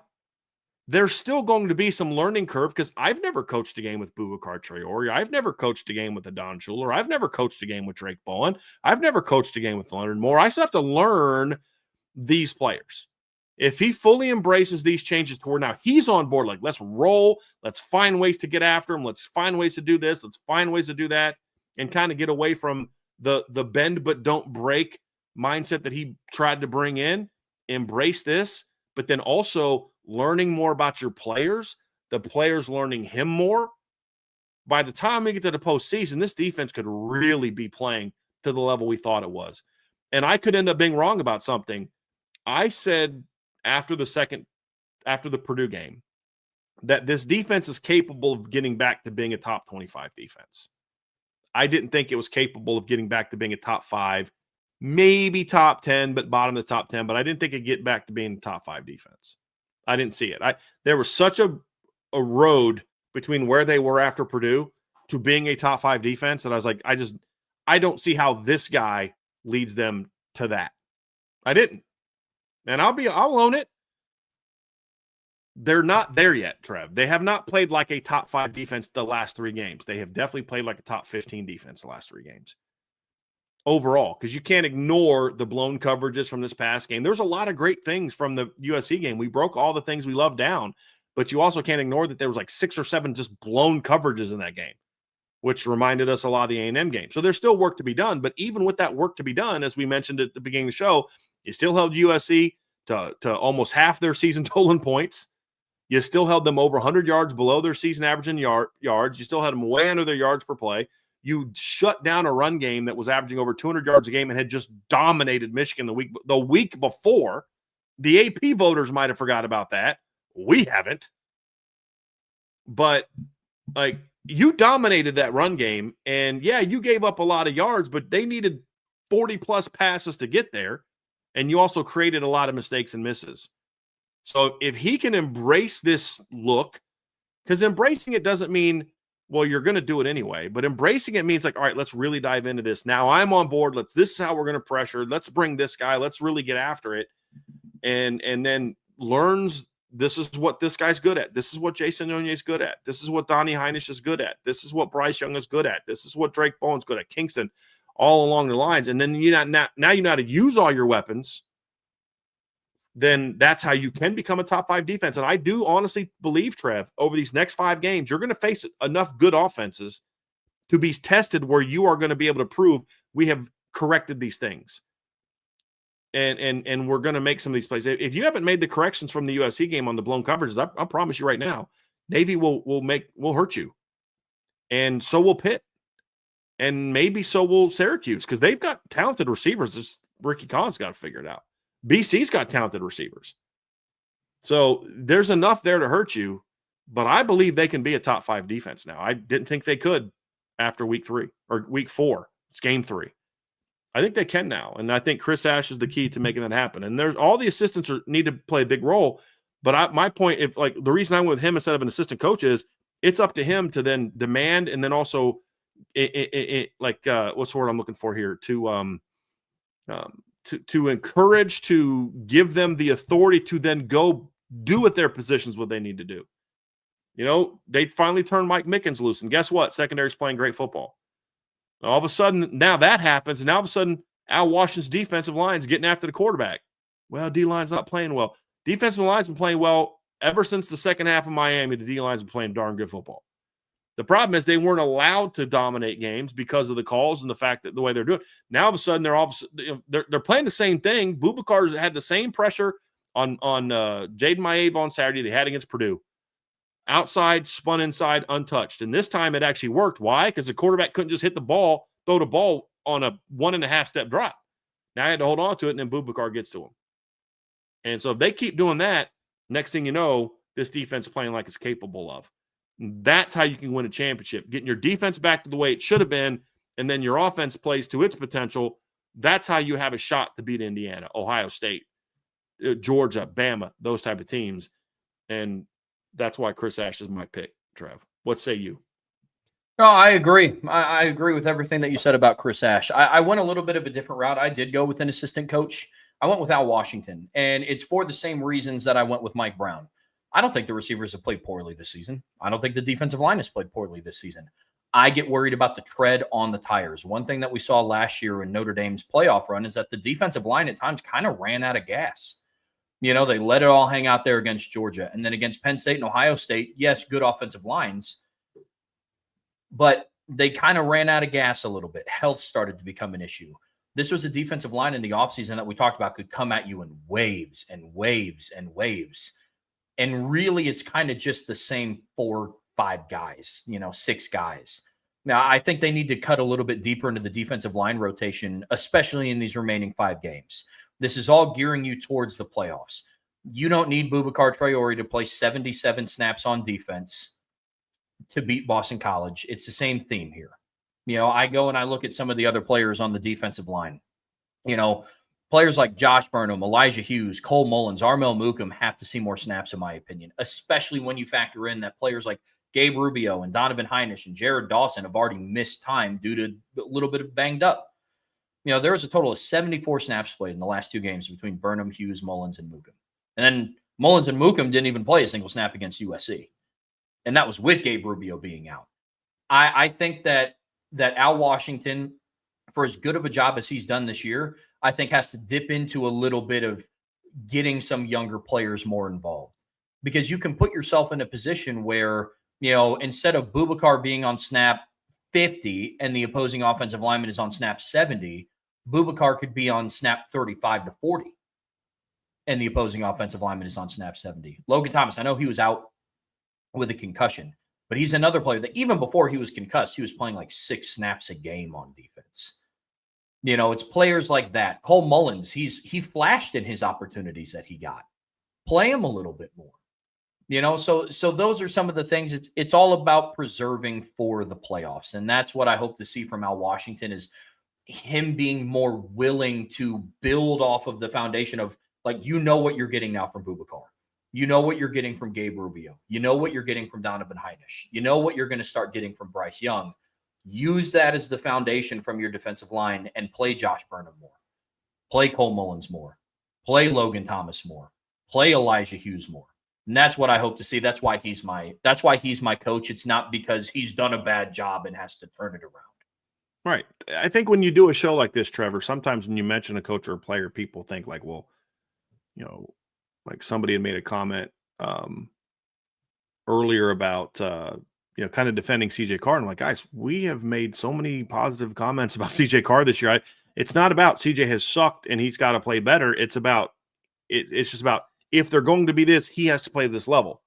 We can debate where he is on that level, but that's the whole point. I think the biggest one for me, there's a lot of great things you said in there, Trev, but there's really one area that I'm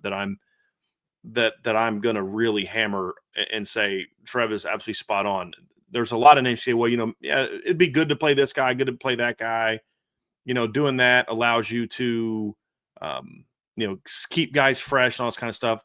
I think there's one player he's not playing enough, and it's keeping you from being the D-line you're capable of being, and that's Josh Burnham. Look, he's healthy now. You're going to come out of this bye week, and Josh is going to be fully healthy. There's now zero excuse for Josh Burnham to not basically be a co-starter on the defensive line moving forward. No excuse.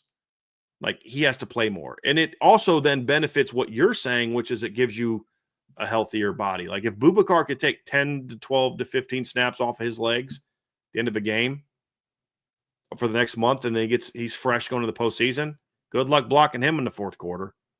I mean, Josh Josh has actually done a pretty decent job getting after the quarterback this year. And he's an outstanding run defender, and he's played limited snaps, and he still gets out there every game and like flashes with a potential big play where he almost, picks a pass off or makes a great read or whatever he's going to do. And you're just like, dude, this guy's got to play more. So I'm 100% with you on the need for Josh Burnham to play more. The fact that he's only played 86 snaps in 7 games is, to me, no, it ain't good. It ain't good. He hasn't played more than 16 snaps since the opener against Miami. That's not good. That's not good. That's got to change.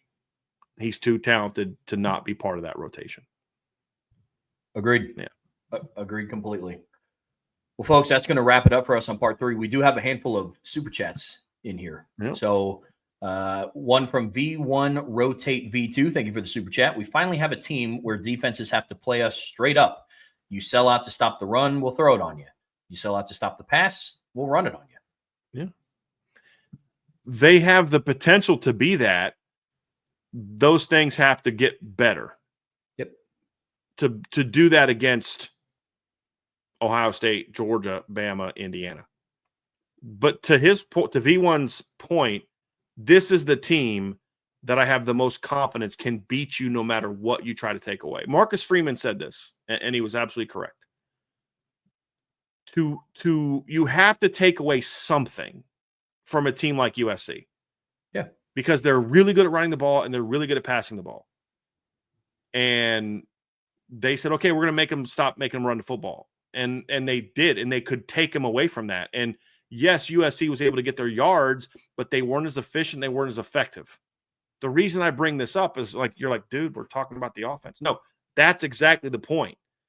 Like, USC was not quite good enough throwing the football against a defense as elite as Notre Dame's, or a defense as good as Illinois', even to a less degree, but Notre Dame especially, to where they could put enough points to win against a top 5 to 10 caliber team. That's going to be the challenge Notre Dame faces when they play Ohio State, when they play Indiana, when they play Georgia. Well, not Georgia. Their defense isn't that great, but Bama, teams like that. So, they're then going to be USC. Teams look, if Ohio State says, you're not going to run the ball on us with Jeremiah Love and Jadarian Price, they can stop Jeremiah Love and Jadarian Price, because they're just like Notre Dame can stop a team from running the football if they want to completely say, we are not going to let you run. They've done that the last 3 weeks. But can you do that and then also defend the pass? It's a lot tougher. But if you're not potentially great at both, then it's easier. And this is the team that says, okay, you want to stop Jeremiah Love? Fine. NC State said, we're not going to let Jeremiah Love and Jadarian Price beat us. And so CJ Carr was like, okay, you want me to beat you? All right, cool. Now you got to be that way, but maybe start off a little bit better, right? Start off a little bit fast earlier in the games against those better teams. But that's what makes this team dangerous, is if they are clicking, they have the talent to say, you want to try to, make sure CJ Carr and Malachi Fields and Eli Raridan don't beat you, fine. Then these two cats are going to run all over you. USC had a game plan where they said, your pass game's not going to beat us. And Notre Dame said, fine, we'll run for 300 yards on you. And Boise State kind of had that type of game plan. And they said, okay, fine, we're going to go run all over you. And I'm with them on that. Now, it's not completely there yet when you talk about where it is right now compared to where it needs to be for like an Ohio State or a team like that, sure. But it's getting there. And that's why these last 5 games are so important. It's a great observation.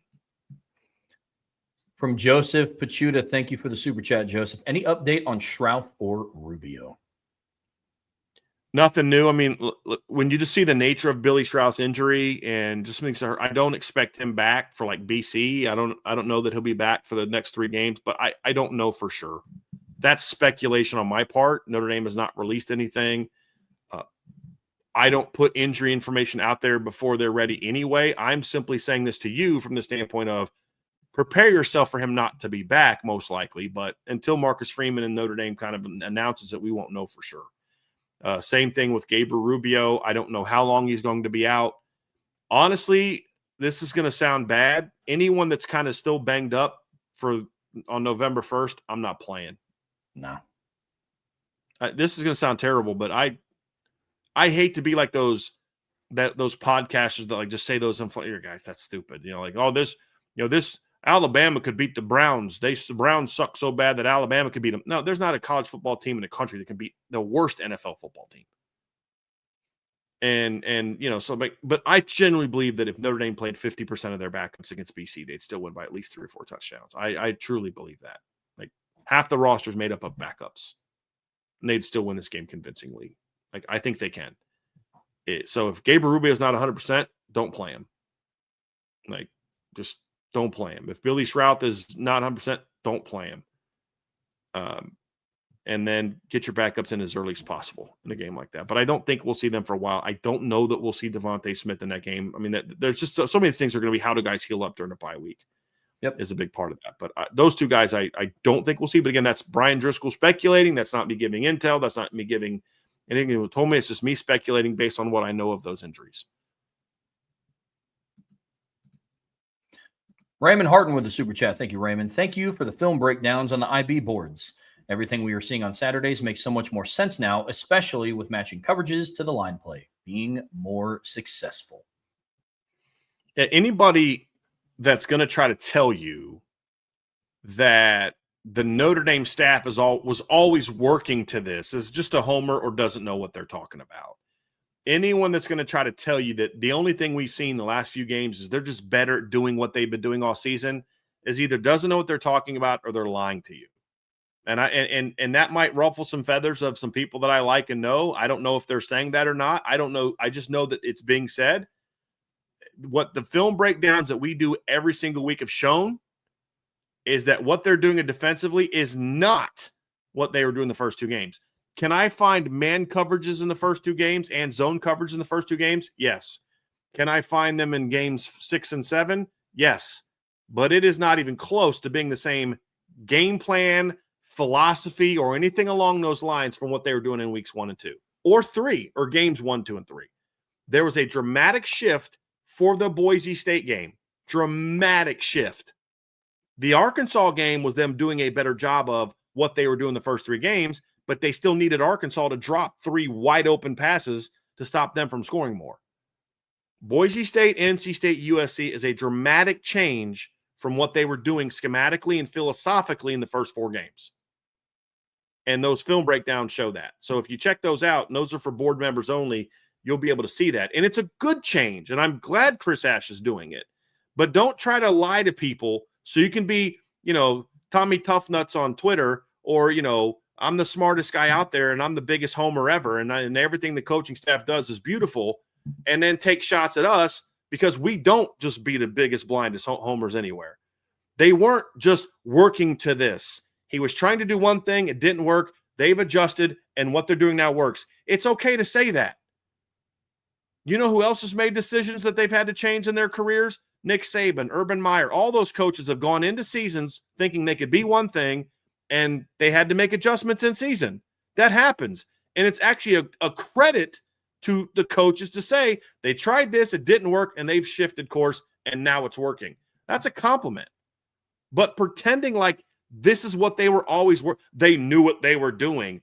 No, they didn't, which is why they got torched by Miami and Texas A&M and Purdue.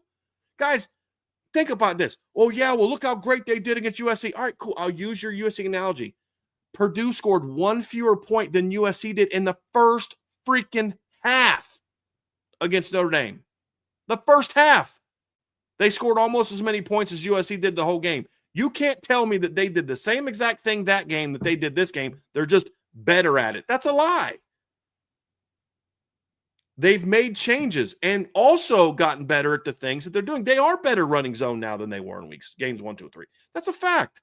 That's good coaching. They wanted to do more zone, but that's not what they were doing the first 3 games, Trev.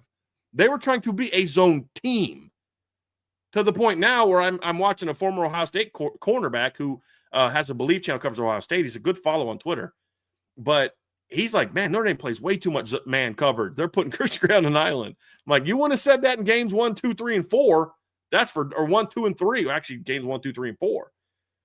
So they are changing and adapting, but that's what good coaches do. Hey, we thought we were going to be good at this. Weren't as good at it. Didn't work. Didn't fit our personnel. So let's change course and let's go do it this way. And that's a sign of good coaching. But it's a sign of a dishonest person or someone who doesn't know what they're talking about to pretend like this is what they were always working towards. So part of the plan was giving up 41 points to A&M to get to this point? No. It's okay to say that. Hey, they did something that didn't work out. They made a change, and now they're cooking. That's being honest. But pretending like this is what they were always working towards, they knew what they were doing, you either don't know what you're talking about, or you're a liar, or you're just a blind homer who's unable to give an honest analysis of a football team. That's the reality of it. And I'm going to give the staff a ton of credit because however it came down, they made adjustments, and it's turned out great. Because the defense right now is doing something that I didn't think it was capable of doing, and I admitted that I didn't think they were capable of getting here. So kudos to the staff for proving me wrong that they couldn't show the absolute disaster that they were the first 3 games, and within 4 games are starting to look again like the defense we thought it was going to be. Props to the coaches for that. And they didn't do that because they listened to our show after the Purdue game. They did that because they got in the lab, they broke down the film, they had the conversations, and it was decided. However you want to say it was decided doesn't matter to me. I don't care if it was Chris Ash that did the whole thing himself. I just know that's not true. But if even it was Chris Ash woke up the Monday Purdue game and was like, well, that's never going to happen again, and here's how we're going to do it. Awesome. But it doesn't change the fact of what he was trying to do the first 3 games is not this. It was never meant to be this, which is why they had to change. And kudos to that staff for making it happen, because they realized what they were doing wasn't good enough. They made the changes, and now we're cooking. And now they're much closer to being a team that can go out and win a championship.